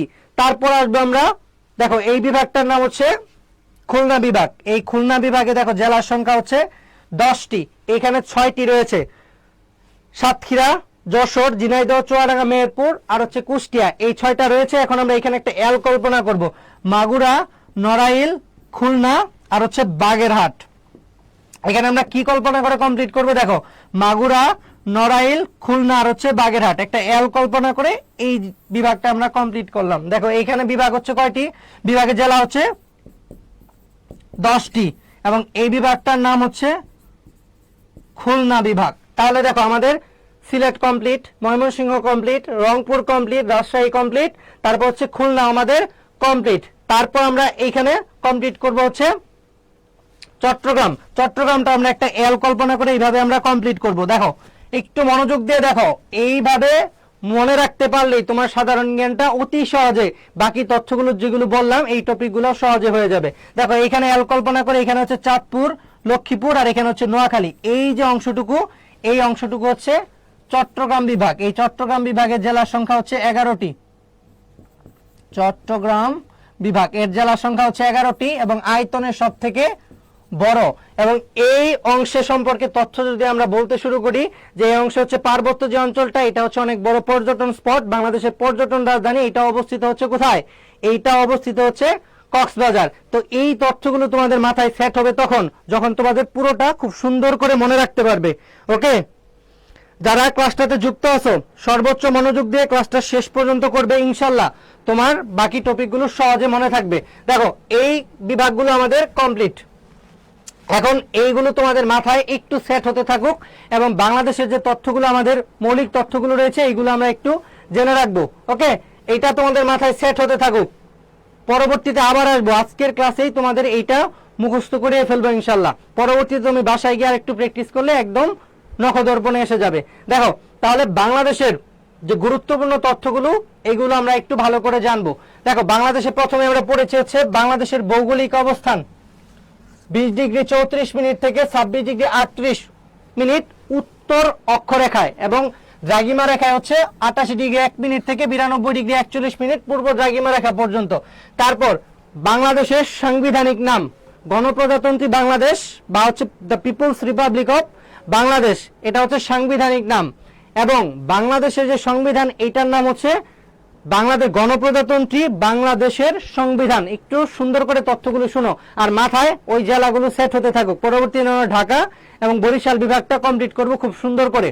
দেখো তারপর রাজধানী আমরা খুব ভালো করে জানি যে ঢাকা, বাণিজ্যিক রাজধানী হচ্ছে চট্টগ্রাম, এবং বাংলাদেশের পর্যটন রাজধানী, এটার সাথে এই তথ্যটা একটু জেনে রাখো, পর্যটন রাজধানী, পর্যটন রাজধানী হচ্ছে কক্সবাজার, পর্যটন রাজধানী হচ্ছে কক্সবাজার। রাষ্ট্রভাষা বাংলা, এটার সাথে আরেকটা তথ্য মনে রাখো, বাংলাদেশ ছাড়াও আফ্রিকার একটা দেশে, তোমরা কি জানো যে আফ্রিকার একটা দেশের হচ্ছে যে বাংলাকে দ্বিতীয় রাষ্ট্রভাষার মর্যাদা দেওয়া হয়েছে? কেউ জানলে একটু কমেন্ট করে ফেলো, আমি পরবর্তীতে চেক করে নিচ্ছি যে যদি কেউ জানো। ওকে, বাংলাকে দ্বিতীয় রাষ্ট্রভাষা স্বীকৃতি দিয়েছে পশ্চিম আফ্রিকার একটা দেশ, যদি কেউ জানো একটু কমেন্ট করে ফেলো, পরবর্তীতে আমি লিখে দিচ্ছি। তারপর দেখো সরকার পদ্ধতি, বাংলাদেশের এক কক্ষ বিশিষ্ট এবং সংসদীয় গণতন্ত্রের সরকার বিরাজমান। এক কক্ষ বিশিষ্ট, এটাকে যদিও বর্তমানে দ্বিকক্ষে রূপান্তরিত করার জন্য ঐক্যমত কমিশন চেষ্টা করতেছে। তারপর বাংলাদেশের আইনসভা, আইনসভার নাম হচ্ছে জাতীয় সংসদ, এর আসন সংখ্যা হচ্ছে 350টি, 300 হচ্ছে নির্বাচিত আসন এবং 50 হচ্ছে সংরক্ষিত আসন। তারপর বাংলাদেশের যে বিশেষ বৈশিষ্ট্যগুলো রয়েছে, দেখো বাংলাদেশকে বলা হয় বিশ্বের সব থেকে বড় বদ্বীপ বাংলাদেশ, এবং এখানে কিন্তু একটা কনফিউশনের জায়গা রয়েছে। দেখো বিশ্বের সব থেকে বড় বদ্বীপ, পৃথিবীর বৃহত্তম বদ্বীপ হচ্ছে বাংলাদেশ, পৃথিবীর বৃহত্তম বদ্বীপ হচ্ছে বাংলাদেশ, এবং বাংলাদেশের বৃহত্তম বদ্বীপ হচ্ছে, বাংলাদেশের বৃহত্তম বদ্বীপ হচ্ছে সুন্দরবন। এই তথ্যটা যেন তোমরা একসাথে গুলিয়ে ফেলো না। বাংলাদেশের বৃহত্তম বদ্বীপ হচ্ছে সুন্দরবন। ওকে, বাংলাদেশের বৃহত্তম বদ্বীপ হচ্ছে সুন্দরবন। সোনালী আঁশের দেশ, এটাকে বলা হয় পাটের জন্য, আমরা জানি। নীরব খনির দেশ, ভাটির দেশ, তারপর হচ্ছে অন্যতম জনবহুল দেশ এবং পৃথিবীর বৃহত্তম বদ্বীপ। ওকে, তো এখন আমরা আগের জায়গায় ফিরে যাব, আগের জায়গায় ফিরে যাব। তোমাদের কোনো প্রশ্ন থাকলে যারা উত্তর করেছো, হ্যাঁ অনেকে উত্তর করেছো সিয়েরা লিওন, অনেকে উত্তর করেছো সিয়েরা লিওন, তোমাদের সবার উত্তরই সঠিক হয়েছে, এটা হচ্ছে সিয়েরা লিওন। এর ক্যাপিটাল হচ্ছে ফ্রি টাউন, এর ক্যাপিটাল হচ্ছে ফ্রি টাউন। ওকে, সিয়েরা লিওন, যারা দ্বিতীয় রাষ্ট্রভাষার স্বীকৃতি দিয়েছে, তোমরা বেশ অনেক জানো। এখন আমাদের 8টি বিভাগের ভিতর দেখো 6টি বিভাগই কমপ্লিট। যখন তুমি কোনো তথ্য পড়বে বাংলাদেশে, তখন কিন্তু তোমার মাথায় ভিজুয়ালাইজ অবশ্যই হবে যে এই জায়গাটুকুর এই তথ্যটা আমি শিখলাম। দেখো একটু ভিজুয়ালাইজেশন হবে কিভাবে, তুমি তো এই জেলাগুলো অ্যাটলিস্ট শিখলে। ওকে, এই জেলাগুলো অ্যাটলিস্ট শিখলে। এখন একটু দেখো বাংলাদেশের পাহাড়গুলো যদি আমি তোমাকে একটু দেখিয়ে দেই যে এই জায়গায় অবস্থিত হচ্ছে বাংলাদেশের এই অংশের এই পাহাড়টি, দেখো একটু কিভাবে তোমাদের ভিজুয়ালাইজেশন হয়ে মনে থাকে। দেখো আজকে ক্লাস করার পরও তোমরা অনেক দিন পর্যন্ত এই তথ্যগুলো মনে রাখতে পারবে। এটা আমাদের বাংলাদেশ, আমরা জানি। এই অংশে সিলেট, রংপুর, রাজশাহী, খুলনা, বরিশাল, চট্টগ্রাম, খুব সুন্দর করে আমরা জানলাম। দেখো ভিজুয়ালাইজেশন করে আমরা কিভাবে তোমার মাথায় নিয়ে যাবে। এখানে দেখো এই অংশে হচ্ছে সিলেট, একটু আগে আমরা পড়লাম এখানে সিলেট বিভাগ এবং সিলেট জেলা এখানে অবস্থিত। সিলেটের যদি একটা পাহাড় আমরা একটু পড়ি, সেটার নাম হচ্ছে জয়ন্তিকা পাহাড়। দেখো জয়ন্তিকা পাহাড়, তাহলে জয়ন্তিকা পাহাড়ের অবস্থান কোথায়? এটা হচ্ছে সিলেট।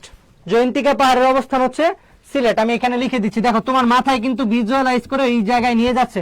সিলেটে হচ্ছে জয়ন্তিকা পাহাড়। একটু আগে আমরা পড়লাম হচ্ছে এই অংশ হচ্ছে ময়মনসিংহ, এবং ময়মনসিংহের এই অংশে অবস্থিত হচ্ছে গারো পাহাড়, গারো পাহাড়। তারপর আমরা যদি এই জায়গায় যাই, এই অংশটুকুতে হচ্ছে আমরা জানি কুমিল্লা, কুমিল্লার এই অংশে হচ্ছে লালমাই পাহাড়, লালমাই পাহাড়।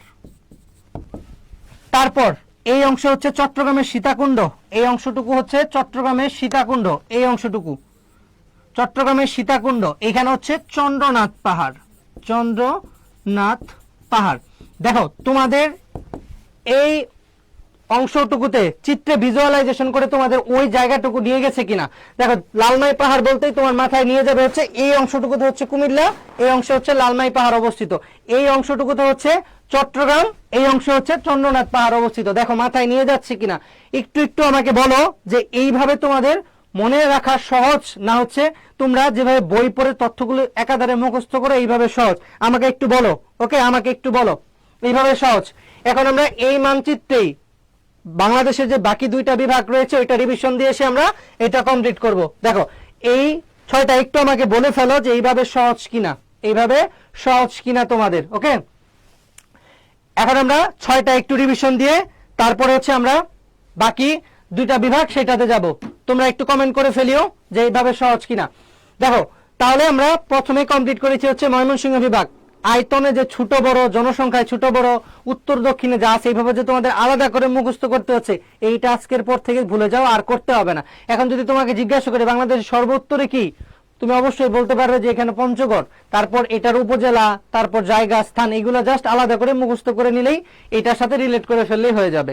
দেখো, প্রথমে আমরা শেষ করেছিলাম হচ্ছে ময়মনসিংহ বিভাগ, এর 4টি জেলা, জামালপুর, শেরপুর, ময়মনসিংহ আর হচ্ছে নেত্রকোনা। এবং এইটা সম্পর্কে কয়েকটা তথ্য বলেছিলাম যে গারো পাহাড় এখানে অবস্থিত, এখানে হচ্ছে ক্ষুদ্র নৃগোষ্ঠী বসবাস করে হচ্ছে গারো, তারপরে হচ্ছে কোচ, হাজং এরা বসবাস করে এই অঞ্চলে। তারপর ময়মনসিংহ হচ্ছে সবথেকে বড় কৃষি বিশ্ববিদ্যালয় অবস্থিত, এর পাশ দিয়ে পুরাতন ব্রহ্মপুত্র চলে গিয়েছে। যখন তোমার এই জেলাগুলো মুখস্থ থাকবে তখন ওই তথ্যগুলো এমনি মাথায় এসে যাবে। যখন আমি তোমাকে নেত্রকোনা বলবো তোমার মাথায় ডিরেক্ট নিয়ে আসবে নেত্রকোনা হচ্ছে ক্ষুদ্র নৃগোষ্ঠীর যে বিরিশিরি কেন্দ্রটা রয়েছে এটা ওখানে অবস্থিত, চীনামাটির পাহাড় অবস্থিত, একদম মাথায় এইভাবে ভিজুয়ালাইজ করে তথ্যগুলো তোমাকে এক এক করে নিয়ে আসতে থাকবে। যেমন তোমরা উগান্ডা বলাতে আমার তথ্যগুলো ওই জায়গায় গিয়েছে, যে প্রথম কমেন্টটা করেছিল তারটাই তো নিয়েছিলাম, যে অন্য কোনো দেশ বললেও ওইভাবে ভিজুয়ালাইজ হয়ে তথ্যগুলো আসতে থাকতো। তারপর হচ্ছে সিলেট, সিলেটে হচ্ছে জেলা 4টি, সিলেটের জেলা 4টি কি কি, সুনামগঞ্জ, সিলেট, মৌলভীবাজার আর হচ্ছে হবিগঞ্জ, চায়ের নগরী। তারপর হচ্ছে এটাকে বলা হয় 360 আউলিয়ার শহর, সেটা হচ্ছে সিলেট, 360 আউলিয়ার শহর সিলেট হচ্ছে চায়ের। তারপর হচ্ছে যে গুরুত্বপূর্ণ পর্যটন স্পট যেমন হচ্ছে মাধবকুণ্ড জলপ্রপাত, মালনীছড়া চা উদ্যান, তারপর আরো জয়ন্তিকা পাহাড়, এই যে অঞ্চলগুলো এইগুলো হচ্ছে সিলেটে। দেখো তোমার মাথায় তথ্যগুলো এমনি এসে যাবে। আগে শুধু আমার কথা বিশ্বাস করে এইভাবে পড়া শুরু করো, তাহলেই হচ্ছে তুমি কত সহজে সাধারণ জ্ঞান, মজার ছলে আমরা সাধারণ জ্ঞান শিখবো। এবং সেই সাথে যে আমাদের পরীক্ষায় যে 30 মার্কে সাধারণ জ্ঞান আসে এবং ভাইটাল রোল প্লে করে, এখানে আমরা অবশ্যই এরকম একটা ভালো মার্ক নিয়ে বের হতে পারবো। ওকে, তো একটু আমার কথার উপর আস্থা রাখো, তাহলে হচ্ছে তোমরা এইভাবে সাধারণ জ্ঞান মজার ছলে অনেক সহজে মনে রাখতে পারবে কোনো প্রেসার ছাড়াই। ওকে, তারপর আসি আমরা হচ্ছে রংপুর। রংপুরের 6টা জেলা সীমান্তবর্তী ছিল, 6টা জেলা সীমান্তবর্তী ছিল কি কি দেখি আমরা, দিনাজপুর, ঠাকুরগাঁও, পঞ্চগড়, নীলফামারী, লালমনিরহাট, কুড়িগ্রাম।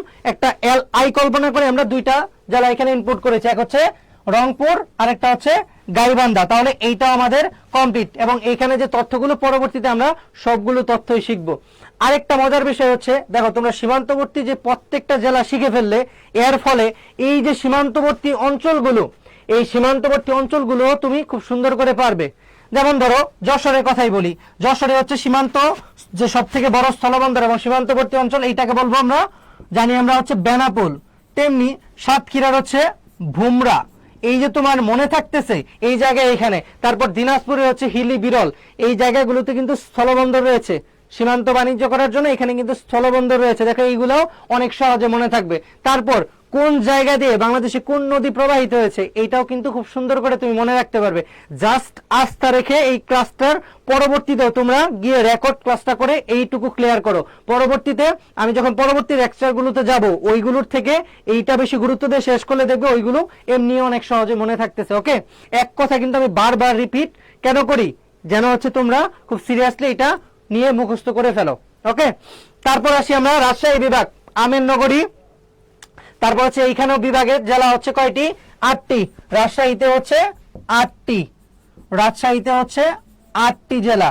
দেখো এখানে আমরা 4টি সীমান্তবর্তী পেয়েছিলাম, তারপর এখানে একটা সি কল্পনা করেছিলাম, বগুড়া, নাটোর, পাবনা আর হচ্ছে সিরাজগঞ্জ। এইটা হচ্ছে রাজশাহী বিভাগ। এবং এটা সম্পর্কে যে তথ্যগুলো আমরা পরবর্তীতে জানতে পারবো, যে এখানে রেশম গবেষণা ইনস্টিটিউট অবস্থিত রাজশাহীতে, আম গবেষণা ইনস্টিটিউট অবস্থিত চাঁপাইনবাবগঞ্জে, এই দিক দিয়ে হচ্ছে পদ্মা নদী প্রবাহিত হয়েছে।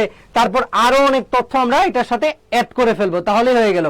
তারপরে যেটা মজার ব্যাপার, যে তোমাদের এতক্ষণ বললাম যে আমি 1 মিনিটে তোমাদের সেক্টর আর 1 মিনিট হচ্ছে বাংলাদেশের ভূপ্রাকৃতিক বৈশিষ্ট্য শেষ করবো। দেখো ভূপ্রাকৃতিক বৈশিষ্ট্য আমি 40 সেকেন্ডে তোমাদের শেষ করে দিব। ওকে, 40 সেকেন্ডে শেষ করে দিব। বাংলাদেশে মোট স্থলবন্দর হচ্ছে 25টি, সবগুলোতে যদিও কার্যক্রম এখনো চালু নয়। ওকে, মোট স্থলবন্দর, দেখো যেহেতু বন্দর নিয়ে প্রশ্ন করেছো, বন্দরগুলো ক্লিয়ার করে ফেলি। দেখো বাংলাদেশের নদী বন্দর 54টিও বলে 55টিও, তো এইখানে হচ্ছে সর্বশেষ যে নদীবন্দর সেটা হচ্ছে হাতিয়া নদীবন্দর, মনে রাখিও নদীবন্দর সেটা হচ্ছে হাতিয়া, যেটা নোয়াখালীতে নদীবন্দর সর্বশেষ যেটা হাতিয়া নোয়াখালী। এবং এর আগে যেটা হয়েছে সেটা হচ্ছে সন্দ্বীপ, সন্দ্বীপ বাংলাদেশের প্রথম উপকূলীয় নদীবন্দর। আর প্রধান যেটা সেটা হচ্ছে আমাদের নারায়ণগঞ্জে প্রথম, মানে সবচেয়ে বৃহত্তম সেটা হচ্ছে নারায়ণগঞ্জ। তাহলে আমাদের নদীবন্দর ক্লিয়ার। 25টি হচ্ছে স্থলবন্দর। তারপর আন্তর্জাতিক ফ্লাইট পরিচালনা করে এরকম বিমানবন্দর হচ্ছে 3টি। তারপর সমুদ্র বন্দর হচ্ছে আমাদের 4টি। দেখুন যে 4টি হচ্ছে, এই 4টি হচ্ছে চট্টগ্রাম সব থেকে বৃহত্তম, আমাদের এর জন্য বাণিজ্যিক নগরী বলা হয়। বাংলাদেশের সমুদ্র বন্দর চট্টগ্রাম, মংলা, পায়রা, আরেকটা নির্মাণাধীন যেটা হচ্ছে গভীর সমুদ্র বন্দর সেটা হচ্ছে মাতারবাড়ি। যে প্রশ্নটা করেছিল তাকে তোমরা ধন্যবাদ দিতে পারো, ওর জন্য হচ্ছে আমরা বাকি তথ্যগুলো সুন্দর করে শিখতে পারতেছি। ওকে, দেখো তারপর দেখো যেটা বললাম সমুদ্র বন্দর 4টি, চট্টগ্রাম, তারপরে হচ্ছে চট্টগ্রাম, তারপরে হচ্ছে মংলা, পায়রা, আরেকটা হচ্ছে মাতারবাড়ি যেটা নির্মাণাধীন। এবং 3টি হচ্ছে এয়ারপোর্ট, একটা হচ্ছে শাহজালাল যেটা হচ্ছে ঢাকায়, তারপরে আমানত শাহ যেটা হচ্ছে চট্টগ্রামে, তারপর আরেকটা হচ্ছে উসমানী যেটা হচ্ছে সিলেটে আন্তর্জাতিক ফ্লাইট পরিচালনা করে। এই বন্দর নিয়ে প্রশ্ন আসলে তোমরা আশা করি এখন উত্তর দিতে পারবে। যে প্রশ্ন করেছিল তাকে ধন্যবাদ, অসংখ্য ধন্যবাদ তাকে। এখন দেখো তারপরে আমাদের চট্টগ্রাম বিভাগ, এখানে আমরা কমপ্লিট করেছি হচ্ছে এল দিয়ে। বাকি 8টা উপস্থিত, 3টা মিসিং ছিল। কি কি? চাঁদপুর, লক্ষ্মীপুর আর হচ্ছে নোয়াখালী। এই বিভাগটা হচ্ছে সব থেকে বৃহত্তম। এইটা সম্পর্কে আমরা পরবর্তীতে সব তথ্য অ্যাড করে ফেলবো। তারপর এই বিভাগটা হচ্ছে আমরা জানি এটার নাম হচ্ছে খুলনা বিভাগ।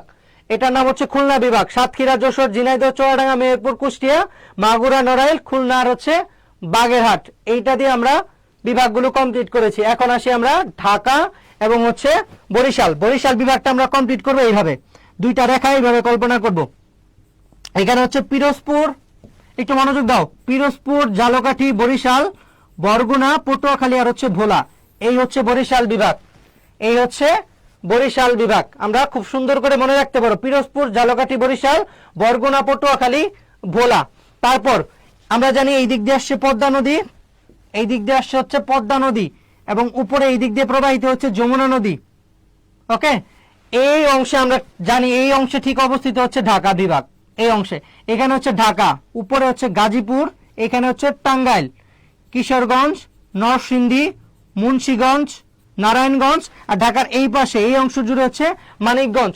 নদীর এই পারে হচ্ছে 8টি আর নদীর এই পারে হচ্ছে 5টি। দেখো এখানে হচ্ছে রাজবাড়ী, তারপর হচ্ছে ফরিদপুর, রাজবাড়ী, ফরিদপুর, তার একটু নিচে হচ্ছে মাদারীপুর, এই পাশে হচ্ছে শরীয়তপুর, এইখানে হচ্ছে গোপালগঞ্জ।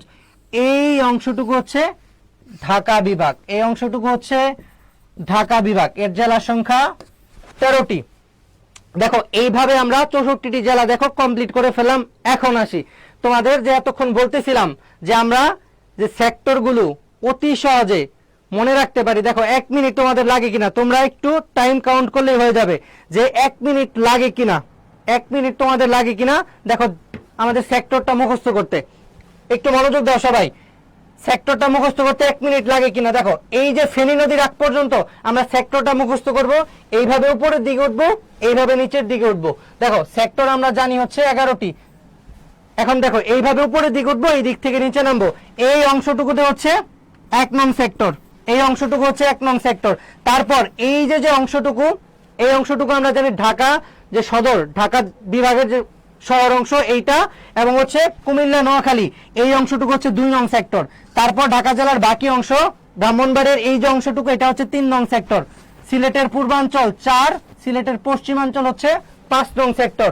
রংপুর 6, তারপর রাজশাহী হচ্ছে 7, এই অংশটুকু হচ্ছে 8, এই যে মেহেরপুর, কুষ্টিয়া এই অংশটুকু হচ্ছে 8। তারপর খুলনা এবং বরিশালের এই যে অংশটুকু, এই অংশটুকু হচ্ছে 9। নো সেক্টর হচ্ছে 10, একদম নো সেক্টর হচ্ছে যেখানে নিয়মিত সেক্টর কমান্ডার ছিল না। এর আগের বার ঢাকা বিশ্ববিদ্যালয়ে এই প্রশ্নটা এসেছিল। তারপর ময়মনসিংহ এবং টাঙ্গাইল হচ্ছে 11 নং সেক্টর। দেখো 1 মিনিটের বেশি কি আমাদের লেগেছে এই সেক্টরগুলো মুখস্থ রাখতে। যখন আমাদের জেলাগুলো কমপ্লিট হয়ে যাবে তখন দেখবা আমাদের 1 মিনিটও লাগছে না এই জেলাগুলো মানে হচ্ছে সেক্টরটা মুখস্থ রাখতে।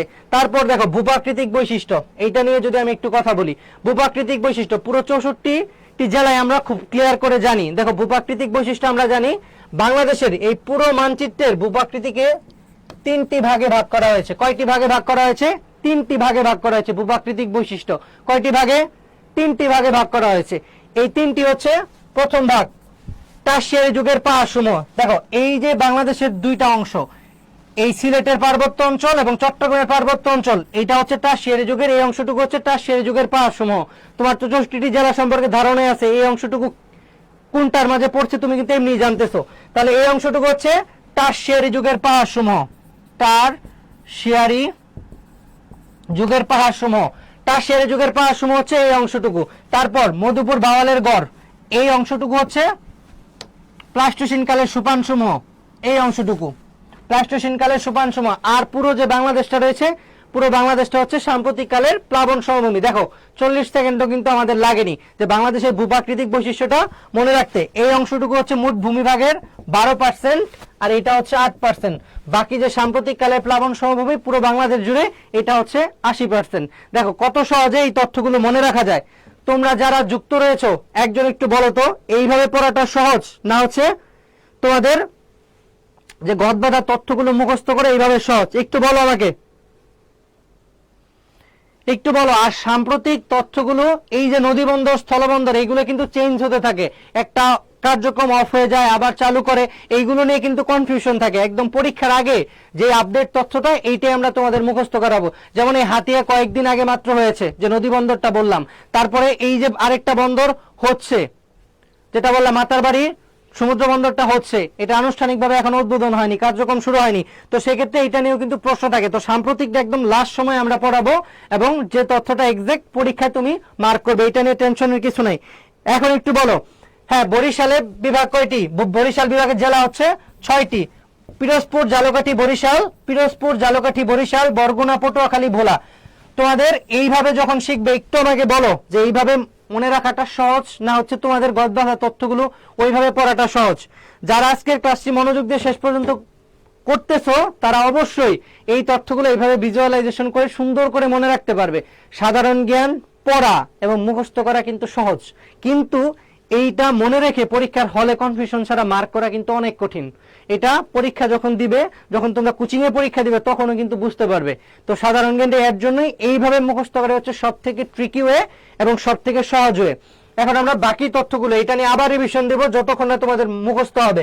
এর আগে আমরা বাকি তথ্যগুলো বাংলাদেশের একটু সুন্দর করে পড়ে ফেলি। দেখো এই যে 2টা বিষয়, দেখো তোমাদের না পড়লেও হয়ে যাবে। কিভাবে হবে? তুমি দিক চিনো, তারপরে বাংলাদেশের কোন জেলা কোথায় অবস্থিত সুন্দর করে জানো, শুধু এইটার সাথে তুমি একটু উপজেলা, তারপর হচ্ছে এটার সাথে স্থানগুলো অ্যাড করবে।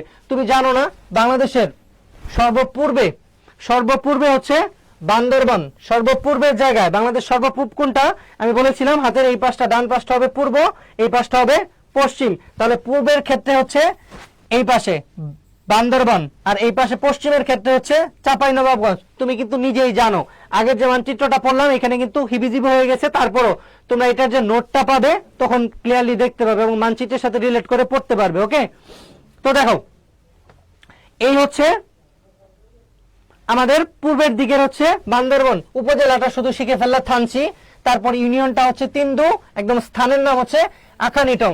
এখন এইটা মাথায় আসলে তোমাকে নিয়ে যাবে বান্দরবান, তারপরে হচ্ছে উপজেলা হচ্ছে থানচি, তারপর হচ্ছে জায়গার নাম হচ্ছে আখানিটং, আবার হচ্ছে ইউনিয়ন হচ্ছে তিন্দু। এইভাবে তোমার মাথায় সুন্দর করে সেট হয়ে যাবে। তারপর দেখো পশ্চিমে হচ্ছে চাঁপাইনবাবগঞ্জ, তারপরে উপজেলা হচ্ছে শিবগঞ্জ, এবং স্থান এবং ইউনিয়ন হচ্ছে মনাকষা। দেখো সুন্দর করে তোমার মাথায় সেট হয়ে যাবে। তারপর উত্তরে হচ্ছে পঞ্চগড়, তারপর হচ্ছে তেতুলিয়া হচ্ছে উপজেলা, বাংলাবান্ধা হচ্ছে ইউনিয়ন, আর জায়গিরজোত হচ্ছে একদম স্থানের নাম। এই তথ্যগুলো দেখো তোমার আলাদা করে মুখস্থ করার দরকারই নাই, ওইটার সাথে রিলেট করে ফেললেই তোমার মনে থাকবে। তারপর সর্বদক্ষিণ, সেটা আমরা জানি যে কক্সবাজার সর্বদক্ষিণের উপজেলা হচ্ছে টেকনাফ, তারপরে হচ্ছে দ্বীপ হচ্ছে সেন্ট মার্টিন, এবং সর্বোচ্চ শেষের জায়গাটা হচ্ছে সেরাদ্বীপ। দেখো কত সহজে মনে রাখতে পারতেছো। এই দেখো এই মানচিত্রে আমরা সুন্দর করে দেখো মনে রাখতে পারতেছি। এই অংশে পঞ্চগড়, এইটার সাথে আমরা রিলেট করে আর কয়েকটা তথ্য মনে রাখতে পারবো না? তেতুলিয়া, বাংলাবান্ধা, তারপরে হচ্ছে এটার সাথে আমরা যদি পড়ি জায়গিরজোত, জায়গিরজোত।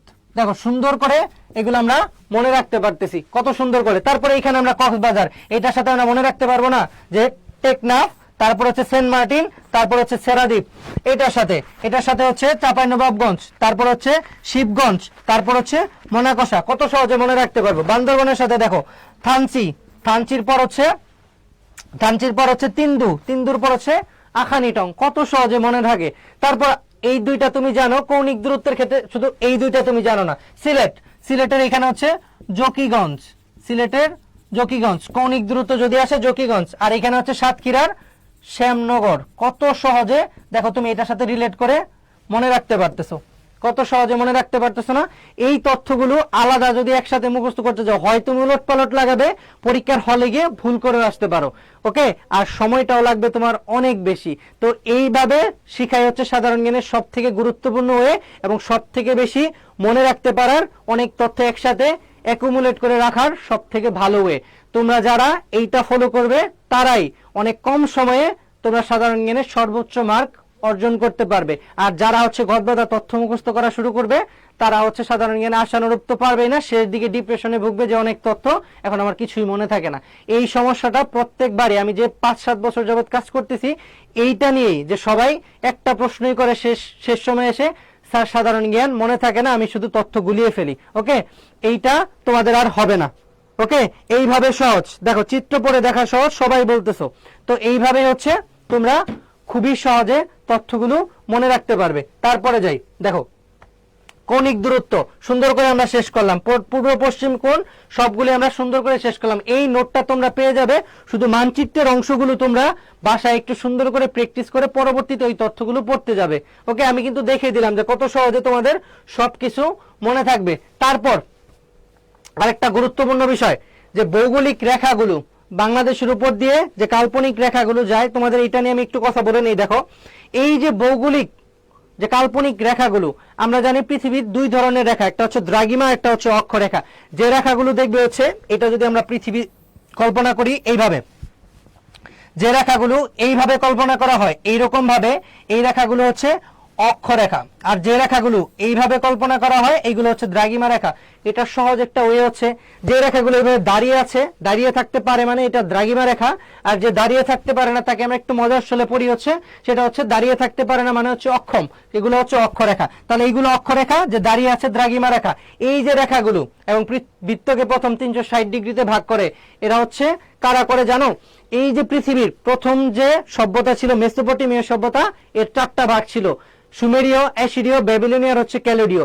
এই অ্যাসিরীয়, এই ভাগের যে অ্যাসিরীয় ভাগটা ছিল, এরা হচ্ছে বৃত্তকে 360 ডিগ্রিতে ভাগ করে এবং দ্রাঘিমা অক্ষাংশে পৃথিবীকে ভাগ করে এরা। দেখো বাংলাদেশের উপর দিয়ে যে কাল্পনিক রেখাটা গিয়েছে, এটা আমরা সুন্দর করে একটু শিখি।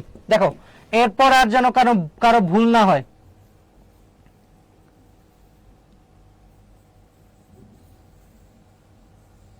বাংলাদেশের উপর দিয়ে যে রেখাটা গিয়েছে, দেখো সুন্দর করে পড়বো যেন এই তথ্যটা আমরা আর কখনো ভুলে না যাই। এই হচ্ছে আমাদের বাংলাদেশ। আমরা জানি বাংলাদেশের ঠিক মধ্যভাগ দিয়ে যে রেখাটা অতিক্রম করেছে এর নাম হচ্ছে ট্রপিক অফ ক্যান্সার বা হচ্ছে কর্কট ক্রান্তি রেখা। ঠিক বাংলাদেশের এই ভাগ দিয়ে গিয়েছে যে রেখাটা, এটার নাম হচ্ছে ট্রপিক অফ ক্যান্সার। এর অক্ষরেখার ডিগ্রি হচ্ছে 23.5 ডিগ্রি উত্তর অক্ষরেখায়। এগুলো আমরা আন্তর্জাতিকে যখন পড়বো তখন প্রত্যেকটা রেখায়, যেমন এই রেখার নাম হচ্ছে ইকুয়েটোরিয়াল রেখা বা বিষুব রেখা, নিরক্ষীয় রেখা, তারপরে এটা হচ্ছে ট্রপিক অফ ক্যাপ্রিকন, এটা হচ্ছে ট্রপিক অফ ক্যান্সার, এটা হচ্ছে প্রাইম মেরিডিয়ান লাইন, এটা হচ্ছে 90 ডিগ্রি পূর্ব দ্রাঘিমা। সব আমরা খুবই সুন্দর করে শেষ করব। আজকে যেহেতু আমাদের বাংলাদেশ অংশ, এটা আমরা খুব সুন্দর করে ফোকাস দিয়ে শেষ করি। দেখো এই 33.5 ডিগ্রি, এটা হচ্ছে কর্কট ক্রান্তি রেখা। তো বাংলাদেশের আরেকটা ভৌগোলিক রেখা হচ্ছে 90 ডিগ্রি পূর্ব দ্রাঘিমা। এই যে রেখাটা, বাংলাদেশের অবস্থান কিন্তু আমরা এই জায়গায় জানি, এই যে অংশটুকু, এটা হচ্ছে বাংলাদেশের ভৌগোলিক অবস্থান এই অংশটুকুতে। তো বাংলাদেশের উপর দিয়ে দুইটি কাল্পনিক রেখা অতিক্রম করেছে, একটা হচ্ছে কর্কট ক্রান্তি রেখা আর এটা হচ্ছে 90 ডিগ্রি পূর্ব দ্রাঘিমা। এবং এই যে অংশটুকু, এই অংশটুকু হচ্ছে ফরিদপুরের ভাঙা, ফরিদপুর ভাঙা। এই অংশটুকুতে এই দুইটা রেখা একত্রে ছেদ করেছে। কর্কট ক্রান্তি রেখা এটা, আর এটা হচ্ছে 90 ডিগ্রি পূর্ব দ্রাঘিমা রেখা। আশা করি এরপর তোমরা আর কখনো ভুলে যাবে না যে হচ্ছে বাংলাদেশের উপর দিয়ে যে রেখাটা অতিক্রম করেছে ট্রপিক অফ ক্যান্সার, 23.5 ডিগ্রি উত্তর অক্ষরেখা এবং 90 ডিগ্রি পূর্ব দ্রাঘিমা রেখা, ওকে, এই রেখাটা অতিক্রম করেছে। বুঝতে পেরেছো?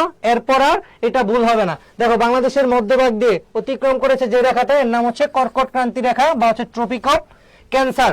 তারপর 90 ডিগ্রি পূর্ব দ্রাঘিমা রেখা, এটাও এই অংশে সেট করেছে হচ্ছে ফরিদপুরের ভাঙায়। তারপর গ্রিনউইচ মিন টাইম, এই যে রেখাটা দেখো, এই যে রেখাটা, এই রেখাটার নাম হচ্ছে প্রাইম মেরিডিয়ান লাইন এবং এটা গ্রিনউইচ মানমন্দিরের উপর দিয়ে কল্পনা করা হয়েছে। এই রেখাটার ডান পাশে গেলে হচ্ছে সময় যোগ হয়, বাম পাশে গেলে সময় বিয়োগ হয়। আমরা ঠিক 90 ডিগ্রিতে অবস্থিত, তো এর জন্যই এই রেখা থেকে গ্রিনউইচ মিন টাইম থেকে 90 ডিগ্রি যদি হয়, আমরা জানি প্রতি 1 ডিগ্রির জন্য 4 মিনিট করে যোগ করতে হয়, প্রতি 1 ডিগ্রির জন্য 4 মিনিট। তাহলে 90 ডিগ্রিরে হচ্ছে 4 দিয়ে যদি আমরা গুণ করি সেক্ষেত্রে হবে 360 মিনিট। এটাকে আমরা ঘন্টায় আনলে হচ্ছে 6 ঘন্টা প্লাস জিএমটি দেখবা বাংলাদেশের টাইমের সাথে যোগ করতে হয়। এই রেখাটার কারণে এই যে রেখাটা প্রাইম মেরিডিয়ান লাইন, এই অংশে হচ্ছে গ্রিনউইচ মানমন্দির অবস্থিত, এটাকে বেস টাইম ধরে টাইম কল্পনা করা হয় বিশ্বের। তো এর জন্য বাংলাদেশের সাথে 6 প্লাস জিএমটি লেখা হয়। বুঝতে পেরেছো? আশা করি সবাই বুঝতে পেরেছো। ওকে, আশা করি সবাই বুঝতে পেরেছো। তোমাদের কোনো প্রশ্ন থাকলে অবশ্যই প্রশ্ন করবে। তারপর এটার পর আমরা দেখব হচ্ছে সীমান্তরক্ষী বাহিনী, বাংলাদেশের সীমান্তরক্ষী বাহিনী। বাংলাদেশের সীমান্তরক্ষী বাহিনী হচ্ছে বিজিবি, এর আগের নাম ছিল বিডিআর। 2009 সালে যে পিলখানায় হত্যাকাণ্ডটা হয়, এর পরবর্তীতে এটার নাম চেঞ্জ করে বিজিবি করা হয়। ওকে, পূর্ব নাম ছিল বিডিআর। তারপর ভারতের হচ্ছে বিএসএফ, বর্ডার সিকিউরিটি ফোর্স, ভারতেরটার নাম হচ্ছে বিএসএফ। তারপর দেখো মায়ানমার, মায়ানমার এটা হচ্ছে বিজেপি, এর আগের নাম ছিল নাসাকা, এর আগের নাম ছিল নাসাকা। আর এটার সাথে পাকিস্তানেরটাও একটু জেনে রাখো, সেটা হচ্ছে রেঞ্জার্স, পাকিস্তানেরটার নাম হচ্ছে রেঞ্জার্স। ওকে, এই দেখো বাংলাদেশের সবগুলোর দিকে আমরা পড়লাম, উত্তর দক্ষিণ পূর্ব পশ্চিম, এখানে পড়লাম ভারতের 5টি অঙ্গরাজ্য, এদিকে মায়ানমারের। এখন শুধু আমাদের এই যে বঙ্গোপসাগরের এই অংশটুকু, এইটুকু আমাদের পড়া বাকি, এইটা আমরা একটু সুন্দর করে শিখে ফেলি। দেখো এই হচ্ছে আমাদের বাংলাদেশ, আমরা উত্তর দক্ষিণ পূর্ব পশ্চিম সব অংশগুলোই খুব সুন্দর করে শিখেছি। এখন আমরা বাংলাদেশের দক্ষিণে যে বঙ্গোপসাগরের এখানে যে সীমানাটা রয়েছে, এটা আমরা সুন্দর করে একটু শেষ করব। দেখো আমরা এইদিকে পড়েছি ভারতের 5টি অঙ্গরাজ্য, এই পাশে হচ্ছে মায়ানমারের 2টি অঙ্গরাজ্য। এখন এই অংশ জুড়ে আমরা জানি হচ্ছে আমাদের বঙ্গোপসাগর। এখন দেখো এইটা হচ্ছে বেজ লাইন, যেই পর্যন্ত হচ্ছে সমুদ্র, যেখান থেকে হচ্ছে সমুদ্রটা শুরু হচ্ছে, এই অংশটুকু বেজ লাইন, এটাকে বলা হয় বেজ লাইন। তো বেজ লাইন থেকে 12 নটিক্যাল মাইল, কত nautical mile? 12 nautical mile. Baseline থেকে 12 নটিক্যাল মাইল হচ্ছে রাজনৈতিক সমুদ্র সীমা, রাজনৈতিক সমুদ্র সীমা।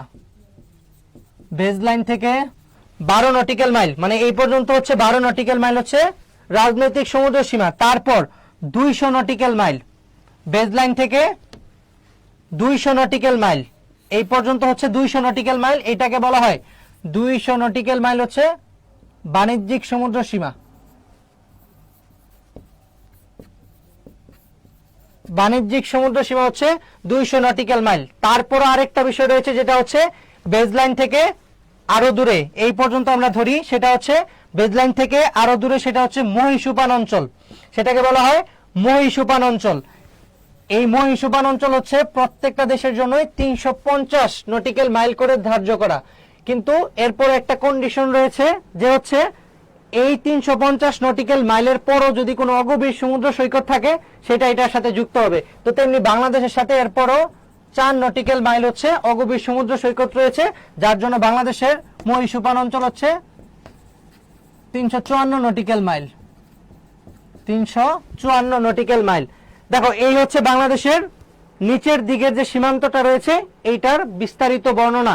এখন আমরা যেটা সুন্দর করে আমাদের শেখা দরকার এই অংশটুকু, এইটা আমরা সুন্দর করে রিভিশন দিব এবং পরবর্তীতে আমরা কয়েকটা প্রশ্ন রেখেছি যে আজকের ক্লাসে আমরা যা পড়লাম এইটা আমরা খুব সুন্দর করে মনে রাখতে পেরেছি কিনা এবং প্রশ্নের মাধ্যমে আমরা যাচাই করব লাস্ট সময়ে। ওকে, সবাই শেষ পর্যন্ত থেকো।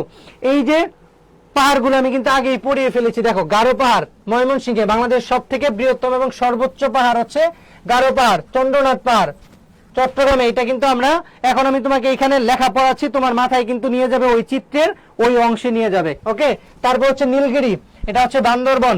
জয়ন্তিকা পাহাড় হচ্ছে সিলেট। আলুটিলা হচ্ছে খাগড়াছড়ি। এই যে অংশগুলো দেখো এখন এখানে পড়তেছে, তোমার মাথায় কিন্তু নিয়ে যাচ্ছে আগের চিত্রে। কোথায়? এই যে চিত্রে জয়ন্তিকা পাহাড়, তারপর লালমাই পাহাড়, চন্দ্রনাথ পাহাড়, দেখো এই অংশে তোমাকে নিয়ে যাচ্ছে। এইভাবেই তুমি তথ্যগুলো সহজে মনে রাখতে পারবে।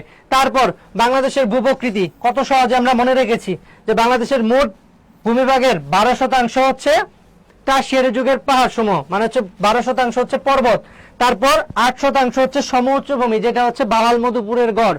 তারপর 80% হচ্ছে সাম্প্রতিককালের প্লাবন সমভূমি। এটা আমরা 30-40 সেকেন্ডে মুখস্থ করে ফেলেছিলাম যে বাংলাদেশের এই অংশটুকু হচ্ছে টারশিয়ারি যুগের পাহাড় সমূহ, এই অংশটুকু হচ্ছে প্লাস্টোসিনকালে প্লাবন সমভূমি, আর এই অংশটুকু হচ্ছে সাম্প্রতিককালে প্লাবন সমভূমি।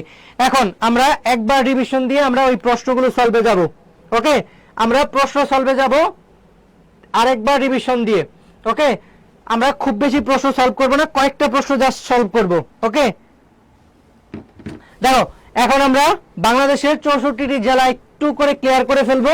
তোমরা জাস্ট মনোযোগ দিয়ে মাথায় জাস্ট সেট করার চেষ্টা করো। যার মাথায় সেট হবে না সে পরবর্তীতে আবার রেকর্ড ক্লাস করবে, যেন এই প্রশ্নগুলো খুব সুন্দর করে তুমি পরবর্তীতে আনসার করতে পারো, সহজে মনে রাখতে পারো। তো আমরা আবার একটা রিভিশন দিয়ে প্রশ্ন সলভে যাব। দেখো, বাংলাদেশের সীমান্তবর্তী জেলা পড়েছিলাম আমরা 32টি। সীমান্তবর্তী জেলা হচ্ছে 32টি। ভারতের সাথে হচ্ছে 30টি, মায়ানমারের সাথে হচ্ছে 3টি, এবং অঙ্গরাজ্যের হিসেবে ভারতের 5টি অঙ্গরাজ্য হচ্ছে বাংলাদেশের সাথে সীমান্ত শেয়ার করে, এবং মায়ানমারের হচ্ছে 2টি অঙ্গরাজ্য বাংলাদেশের সাথে সীমান্ত শেয়ার করে। বাংলাদেশের উত্তরে কি বলেছিলাম? মেঘালয়, আর এই পাশ দিয়ে হচ্ছে আসাম, নিচে হচ্ছে এই পাশ দিয়ে হচ্ছে ত্রিপুরা, মিজোরাম, আর একদম নিচে হচ্ছে মায়ানমার। আমরা খুব সুন্দর করে পড়েছিলাম। আর এই পাশটা পুরোটা জায়গা জুড়ে হচ্ছে পশ্চিমবঙ্গ। খুব সুন্দর করে আমরা কিন্তু পড়েছিলাম। ওকে, খুব সুন্দর করে দেখো, চিত্র দেখেই দেখো, এখানে আমরা খুব সুন্দর করে কিন্তু পড়েছিলাম। এখন সীমান্তবর্তী 32টি জেলায় আসি। সাতক্ষীরা, যশোর, ঝিনাইদহ, চুয়াডাঙ্গা, মেহেরপুর, কুষ্টিয়া, রাজশাহী, চাঁপাইনবাবগঞ্জ, নওগাঁ, জয়পুরহাট, দিনাজপুর, ঠাকুরগাঁও, পঞ্চগড়, নীলফামারী, লালমনিরহাট, কুড়িগ্রাম, জামালপুর, শেরপুর, ময়মনসিংহ, নেত্রকোনা, সুনামগঞ্জ, সিলেট, মৌলভীবাজার, হবিগঞ্জ, ব্রাহ্মণবাড়িয়া, কুমিল্লা, ফেনী, চট্টগ্রাম, খাগড়াছড়ি, রাঙ্গামাটি, বান্দরবান, আর হচ্ছে কক্সবাজার। 32টা আমাদের কমপ্লিট। বাকি যে 32টি রয়েছে এইগুলো আমরা বিভাগ ওয়াইজ কমপ্লিট করেছিলাম। আমরা জানি 8টি বিভাগ, এর মাঝে প্রথমে শুরু করেছিলাম ময়মনসিংহ দিয়ে। ময়মনসিংহ বিভাগের জেলা হচ্ছে কয়টি? ময়মনসিংহ বিভাগের জেলার সংখ্যা হচ্ছে 4টি। জামালপুর, শেরপুর, ময়মনসিংহ, নেত্রকোনা, এটা আমাদের কমপ্লিট। তারপরে হচ্ছে সিলেট বিভাগেও 4টি, সুনামগঞ্জ, সিলেট, মৌলভীবাজার, হবিগঞ্জ, কমপ্লিট। তারপরে আসছিলাম আমরা রংপুরে, এখানে 6টা ছিল সীমান্তবর্তী, 2টা আমরা শুধু আই দিয়ে কল্পনা করে কমপ্লিট করেছিলাম। একটা হচ্ছে রংপুর আর একটা হচ্ছে গাইবান্ধা। বাকিগুলো আমরা পেরেছিলাম দিনাজপুর, ঠাকুরগাঁও, পঞ্চগড়, নীলফামারী, লালমনিরহাট, আর হচ্ছে কুড়িগ্রাম। ক্লিয়ার? তারপরে আমরা আসি রাজশাহীতে, এখানে 4টা ছিল সীমান্তবর্তী, রাজশাহী, চাঁপাইনবাবগঞ্জ, নওগাঁ, জয়পুরহাট। 3টা আমরা সি দিয়ে কল্পনা করেছিলাম, যে বগুড়া, নাটোর, পাবনা, আর হচ্ছে সিরাজগঞ্জ। তারপরে এসেছিলাম আমরা খুলনায়। খুলনা বিভাগে হচ্ছে জেলা হচ্ছে 10টি। 6টা আমরা সীমান্তবর্তী পেয়েছিলাম। 6টা কি কি পেয়েছিলাম? সাতক্ষীরা, যশোর, ঝিনাইদহ, চুয়াডাঙ্গা, মেহেরপুর, কুষ্টিয়া, তারপর হচ্ছে মাগুরা, নড়াইল, খুলনা, আর হচ্ছে বাগেরহাট, কমপ্লিট। তারপরে আমরা বরিশাল, পিরোজপুর, ঝালকাঠি, বরিশাল, 2টা রেখা দিয়ে কল্পনা করে কমপ্লিট করেছিলাম। পিরোজপুর, ঝালকাঠি, বরিশাল, বরগুনা, পটুয়াখালী, তারপর হচ্ছে ভোলা। তারপর আসি আমরা চট্টগ্রামে, এখানে আমরা একটা এল কল্পনা করেছিলাম। 8টা এমনিতে সীমান্তবর্তী ছিল, ব্রাহ্মণবাড়িয়া, কুমিল্লা, ফেনী, চট্টগ্রাম, খাগড়াছড়ি, রাঙ্গামাটি, বান্দরবান, কক্সবাজার। আর ওইখানে শুধু আমরা কমপ্লিট করেছিলাম হচ্ছে চাঁদপুর, লক্ষ্মীপুর, আর হচ্ছে নোয়াখালী। তারপর রইল ঢাকা, নদীর এই পারে হচ্ছে, যেমন নদীর এই পারে হচ্ছে 8টা, ঢাকা, গাজীপুর, টাঙ্গাইল, কিশোরগঞ্জ, নরসিংদী, মুন্সিগঞ্জ, নারায়ণগঞ্জ, আর এই পাশে হচ্ছে এখানে হচ্ছে মানিকগঞ্জ। নদীর এই পারে হচ্ছে বাকি 5টা, রাজবাড়ী, ফরিদপুর, শরীয়তপুর, মাদারীপুর, আর হচ্ছে গোপালগঞ্জ। আমাদের 64টি জেলা ক্লিয়ার। এখন এইটা মুখস্থ থাকলে তুমি সহজে বাংলাদেশের ভূপ্রাকৃতিক বৈশিষ্ট্য, ক্ষুদ্র নৃগোষ্ঠী, নদ নদী, নদী তীরবর্তী অঞ্চল, তারপর হচ্ছে স্থলবন্দর, তারপরে নদ নদী পাহাড় পর্বত যেগুলো রয়েছে এগুলো তুমি সহজে মনে রাখতে পারবে। মুক্তিযুদ্ধের সেক্টর এইগুলো তুমি খুবই সহজে মনে রাখতে পারবে। বাকি সকল তথ্যই তুমি এটার সাথে রিলেট করে পড়ে সহজে মনে রাখতে পারবে। ওকে, এখন তোমাদের কোনো প্রশ্ন রয়েছে কিনা? আমরা ক্লাসের শেষ পর্যায়ে রয়েছে, এখন আমরা কয়টা প্রশ্ন সলভ করব, দেখবো যে তোমরা কতটা মনোযোগ দিয়ে ক্লাসটা করেছিলে। প্রথম প্রশ্ন দেখো, প্রথম প্রশ্ন, বাংলাদেশের উত্তরে কোনটির অবস্থান? বাংলাদেশের উত্তরে কোনটির অবস্থান? ওকে, একটু উত্তর করে ফেলো, দ্রুত উত্তর করে ফেলো। এইটার উত্তর কি হবে? আজকে প্রথম, মানে তোমরা সাধারণ জ্ঞান একদম প্রথম পড়া শুরু করছো, এর জন্য আমি প্রথম দিনেই তোমাদের একটু কষ্ট হলেও যেটা সব থেকে সহজভাবে পড়ার ওয়েটা আমি কিন্তু তোমাদের বলে দিয়েছি। ওকে, এখন এইভাবে পড়লেই, এইভাবে তোমরা এখন যদি এইভাবে পড়ো তাহলেই হচ্ছে সাধারণ জ্ঞান সহজে মনে রাখতে পারবে এবং ভালো একটা মার্ক অর্জন করতে পারবে। এর জন্য প্রথম কষ্ট হলেও এই কষ্টটাই তোমাকে সবকিছু সহজ করে দিবে। আর যদি তুমি এইভাবে না পড়ে নিজের মতো করে মুখস্থ করতে যাও তাহলে কিন্তু অনেক বড় ধরা খাবে তুমি। ওকে, একটু দ্রুত উত্তর করে ফেলো, তোমরা দ্রুত উত্তর করে ফেলো, দ্রুত। এই দেখো, তোমাদের মানচিত্র সম্পর্কে ধারণা থাকার কারণে এই তথ্যগুলো তোমরা এই প্রশ্নগুলো সহজে মনে রাখতে পারতেছো। যে বাংলাদেশের উপরে উত্তরে আমরা পড়েছিলাম মেঘালয়, তার এই পাশে পড়েছিলাম আসাম, নিচে ত্রিপুরা, কুমিল্লার এই অঞ্চলে হচ্ছে ত্রিপুরা, তারপর নিচে হচ্ছে মিজোরাম, আর ওই পাশ দিয়ে পশ্চিমবঙ্গ, নিচে হচ্ছে আমাদের বঙ্গোপসাগর। দেখো কত সহজে আমরা মনে রাখতে পারতেছি। হ্যাঁ, মিজোরামের অবস্থান কোথায় আমরা পড়েছিলাম? মিজোরামের অবস্থান পড়েছিলাম এই অংশে, এই অংশে হচ্ছে মিজোরাম, এই অংশে হচ্ছে মিজোরাম, নিচে হচ্ছে মায়ানমার, এখানে ত্রিপুরা। তাহলে এই উত্তরগুলো বাদ। তাহলে আমাদের উত্তর হচ্ছে মায়ানমার, উত্তরটা বাদ, ত্রিপুরাও বাদ, মিজোরামও বাদ। তাহলে এটার উত্তর হচ্ছে মেঘালয়। যখন তুমি প্রশ্নটার উত্তর এক্সাক্ট জানো না যে উত্তরে কোনটির অবস্থান, কিন্তু তুমি হচ্ছে বাকিগুলো দেখে উত্তর করতে পারতেছো, এটা হচ্ছে সব থেকে ভালো দিক। কিরকম ভালো দিক? দেখো, তুমি জানো না উত্তরে কোনটির অবস্থান, তুমি জানো মিজোরামের অবস্থান হচ্ছে একদম দক্ষিণ দিকের এই পাশে, বাদ দিতে পারলা। মায়ানমারের অবস্থান এটা হচ্ছে দক্ষিণ দিকে, এটাও বাদ। ত্রিপুরার অবস্থান হচ্ছে কুমিল্লার ওই জায়গায়, তো এইটাও বাদ। এটা হচ্ছে একদম দক্ষিণ যে পূর্ব এই অংশে অবস্থিত হচ্ছে ত্রিপুরা, তো এটাও বাদ। তুমি যে এইভাবে উত্তর করতে পারলে, এখন এইটা সঠিক উত্তর, এইটা হচ্ছে তোমাদের সঠিক। আর যে একদম মুখস্থ করে আসছে উত্তর হচ্ছে মেঘালয়, তারটা হচ্ছে ঠিক, আর তুমি যে অপশন বাদ দিয়ে পারলা তোমারটা হচ্ছে সঠিক। তোমারটা ভুল হওয়ার সম্ভাবনা নাই বললেই চলে। পরের প্রশ্নে যাই।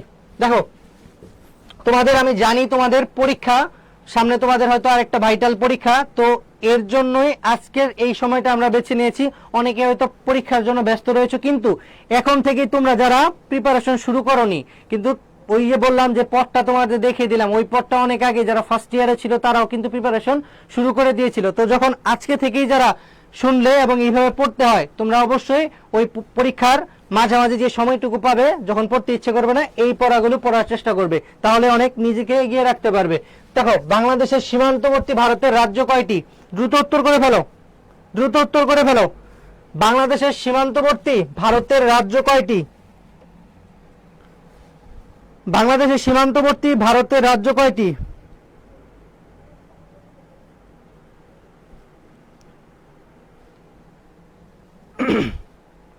বাংলাদেশের সীমান্তবর্তী ভারতের রাজ্য কয়টি?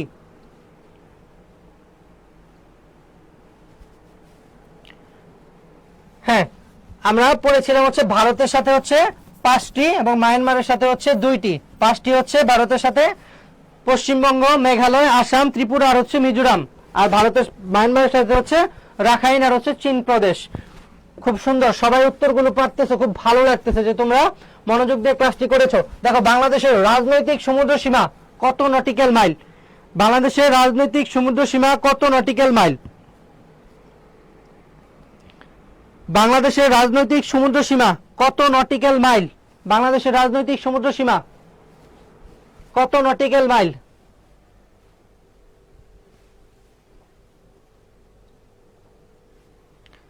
বাংলাদেশের রাজনৈতিক সমুদ্র সীমা কত নটিক্যাল মাইল? দ্রুত উত্তর করে ফেলো।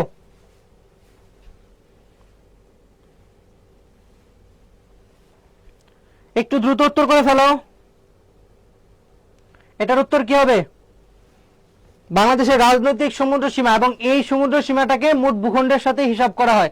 আমি কিন্তু একটু আগে পড়িয়েছিলাম তোমাদের, দেখো বাংলাদেশের রাজনৈতিক সমুদ্র সীমা এই অংশেই পড়িয়েছিলাম তোমাদের।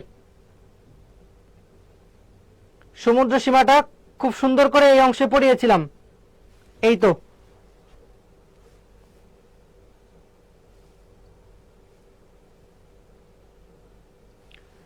হ্যাঁ, অনেকেই উত্তর করেছো। হ্যাঁ, এটার উত্তর হচ্ছে 12 নটিক্যাল মাইল। এটার উত্তর হচ্ছে 12 নটিক্যাল মাইল। বাংলাদেশের রাজনৈতিক সমুদ্র সীমা হচ্ছে 12 নটিক্যাল মাইল। কত নটিক্যাল মাইল? 12 nautical mile. তারপর হচ্ছে বাণিজ্যিক হচ্ছে 200 নটিক্যাল মাইল, আর মহীশূর অঞ্চল হচ্ছে 354 নটিক্যাল মাইল। ওকে, তারপরে প্রশ্ন, ভৌগোলিকভাবে গুরুত্বপূর্ণ একটি কাল্পনিক রেখা বাংলাদেশের উপর দিয়ে গিয়েছে, সেটির নাম হচ্ছে কি? দ্রুত উত্তর করে ফেলো। আর এই ক্লাসের পিডিএফটা তোমাদের গ্রুপে আপলোড দেওয়া হবে। ওকে, আর যারা হচ্ছে এই পিডিএফটা পরবর্তীতে দেখে প্র্যাকটিস করতে পারো, তাহলে তোমাদের জন্য সহজ হবে। ভৌগোলিকভাবে গুরুত্বপূর্ণ কাল্পনিক রেখা বাংলাদেশের উপর দিয়ে কোনটি গিয়েছে? এরপরে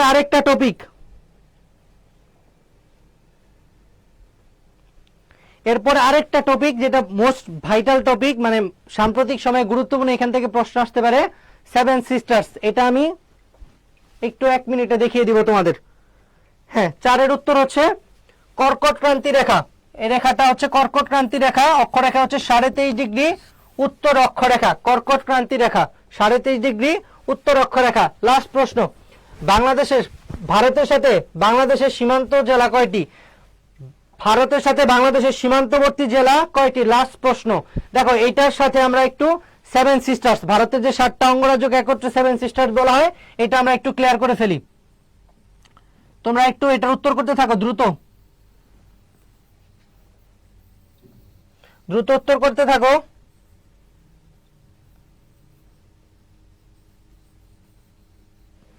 দেখো, বাংলাদেশের এই অংশ জুড়ে হচ্ছে ভারত। আমি একটু দেখিয়ে দিচ্ছি, তোমরা এটার উত্তর করে ফেলো দ্রুত।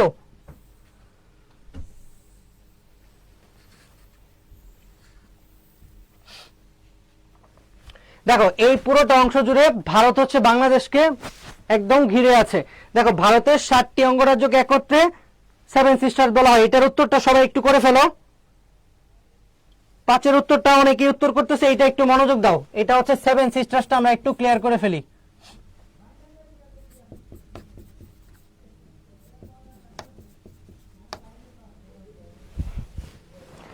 সেভেন সিস্টার্সটা একটু মনোযোগ দিয়ে দেখে ফেলো, যেন হচ্ছে সহজে মনে থাকে।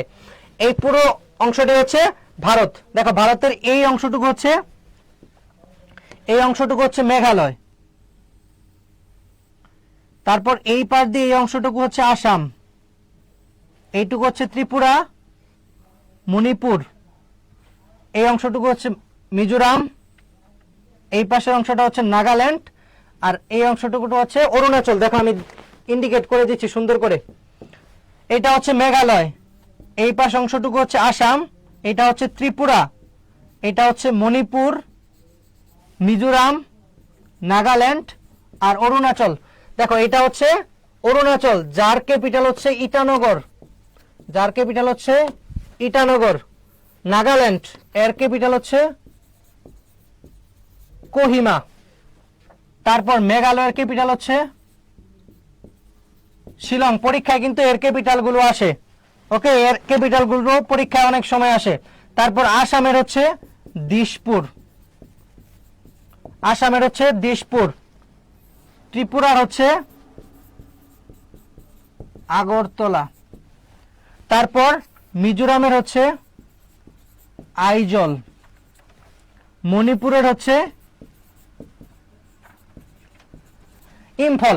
এই হচ্ছে ভারতের সেভেন সিস্টার্স। ওকে, এই হচ্ছে ভারতের সেভেন সিস্টার্স। আশা করি তোমরা এখন সেভেন সিস্টার্স কোন 7টি অঙ্গরাজ্যকে বলা হয় এবং বাংলাদেশের সাথে সীমান্ত নেই কোনটি, এটাও কিন্তু তোমরা সুন্দর করে উত্তর করতে পারবে। ওকে, দেখো, এখন তোমরা এটাও সুন্দর করে উত্তর করতে পারবে। এই অংশটুকু হচ্ছে আমরা মেঘালয়। মেঘালয়ের ক্যাপিটাল হচ্ছে শিলং। তারপর ত্রিপুরার ক্যাপিটাল হচ্ছে আগরতলা। মিজোরামের হচ্ছে আইজল, এর ক্যাপিটাল গুলো মুখস্থ রাখবে। তারপর মণিপুরের হচ্ছে ইম্ফল, আসামের হচ্ছে দিশপুর, নাগাল্যান্ডের হচ্ছে কোহিমা, অরুণাচলের হচ্ছে ইটানগর। খুবই সহজে মনে রাখতে পারবে এবং এইটার সাথে কোনটার অঙ্গরাজ্যের সীমান্ত নেই সহজে কিন্তু মনে রাখতে পারবে। ওকে, কোনটার সাথে ভারতের সীমান্ত নেই বাংলাদেশের সাথে, এটাও কিন্তু তোমরা মনে রাখতে পারবে। আমি ওইভাবেই দেখিয়ে দিয়েছি। দেখো, মেঘালয়, আসাম, ত্রিপুরা, তারপর হচ্ছে মিজোরাম, এর সাথে সীমান্ত রয়েছে, কিন্তু মণিপুরের সাথে বাংলাদেশের সীমান্ত নেই। এটা আমরা সহজেই মনে রাখতে পারবো। এই হচ্ছে ভারতের 7 সিস্টার্স নিয়ে বিস্তারিত আলোচনা। আরো আমরা পরবর্তীতে যেই জায়গা থেকে প্রশ্ন হয় এটা আমি দেখিয়ে দিলাম, আরো আমরা বিস্তারিত পরবর্তীতে আলোচনা করব। এখন বলো, আজকের যে এই যে ক্লাসটা এইভাবে তোমরা শিখলে তোমাদের ক্ষেত্রে সহজ হবে না হচ্ছে তোমরা যেভাবে পড়ো এইভাবে সহজ হবে? এইটার উত্তর হচ্ছে আমরা সবাই জানি এবং উত্তর করে দিয়েছি যে 30টি, মায়ানমারের সাথে হচ্ছে 3টি, টোটাল হচ্ছে 32টি সীমান্তবর্তী। এখন একটু বলো, তোমরা একটু কমেন্ট করে বলো যে এইভাবে পড়াটা তোমাদের জন্য কতটা সহজ হলো এবং ওভারঅল ক্লাসটা তোমাদের জন্য কেমন লাগলো একটু আমাকে বলো দ্রুত। তারপর আমরা আজকের ক্লাস এই পর্যন্তই রাখবো এবং তোমাদের যে বাকি পরীক্ষাগুলো রয়েছে এইগুলো অনেক ভালো হোক এই আশাবাদ ব্যক্ত করছি আমি, যেন তোমাদের পরবর্তী যে পরীক্ষাগুলো রয়েছে এগুলো অনেক ভালো হয়। পাশাপাশি তোমরা এই পড়াগুলো একটু পড়তে পারো, সবসময় তোমার একাডেমিক পড়া পড়তে ভালো লাগবে না। আর আমার আরেকটা কথা মনোযোগ দিয়ে শুনে রাখো, যে ওই যে তোমাদের বললাম যে স্বপ্ন পূরণের জন্য প্রত্যেকদিন তুমি নিজেকে এই প্রশ্নটা করবে যে তুমি একটা করে স্টেপ দিচ্ছ কিনা, আর যদি না দাও তাহলে হচ্ছে তুমি ওই স্বপ্নটা পূরণের জন্য অনেক পিছিয়ে যাচ্ছ। একটু বলো আমাকে। তারপর হচ্ছে যদি কোনো প্রশ্ন থাকে, যদি তোমাদের কোনো প্রশ্ন থাকে, আচ্ছা এইভাবে তোমাদের অনেক সহজ হয়, ধন্যবাদ। তো যদি তোমাদের কোনো প্রশ্ন থাকে, আজকে যতটুকু পড়লাম এই নোটটা তো তোমাদের দিয়ে দেওয়া হবে, আপলোড দিয়ে দেওয়া হবে, এবং যতটুকু পড়লাম তোমাদের কোনো প্রশ্ন রয়েছে কিনা একটু আমাকে বলো। আর ভিজুয়ালাইজেশন কিভাবে করে পড়তে হয় এটা কিন্তু আমি প্রথমেই আলোচনা করে দিয়েছি, একটু আমাকে বলো তোমাদের কোনো প্রশ্ন রয়েছে কিনা।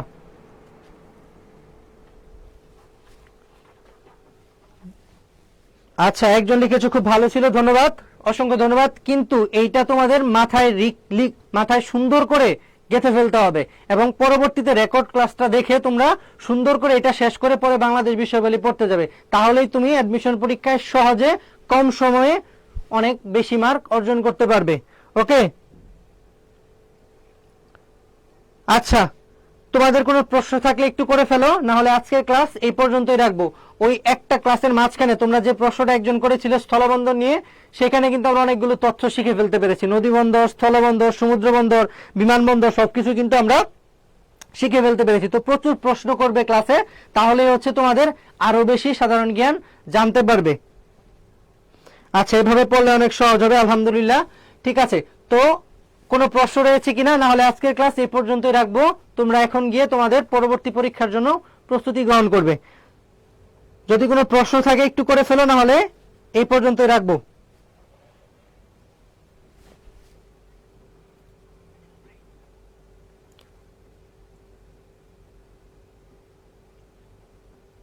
আচ্ছা, তোমাদের মনে হয় কোনো প্রশ্ন নেই, তো আজকের ক্লাস এই পর্যন্তই রাখবো। তোমরা সবাই ভালো থাকো, সুস্থ থাকো এবং পরবর্তী পরীক্ষাগুলো অনেক ভালো দাও এই আশাবাদ ব্যক্ত করে আজকের ক্লাস এখানেই শেষ করছি। সবাই ভালো থাকো, আল্লাহ হাফেজ।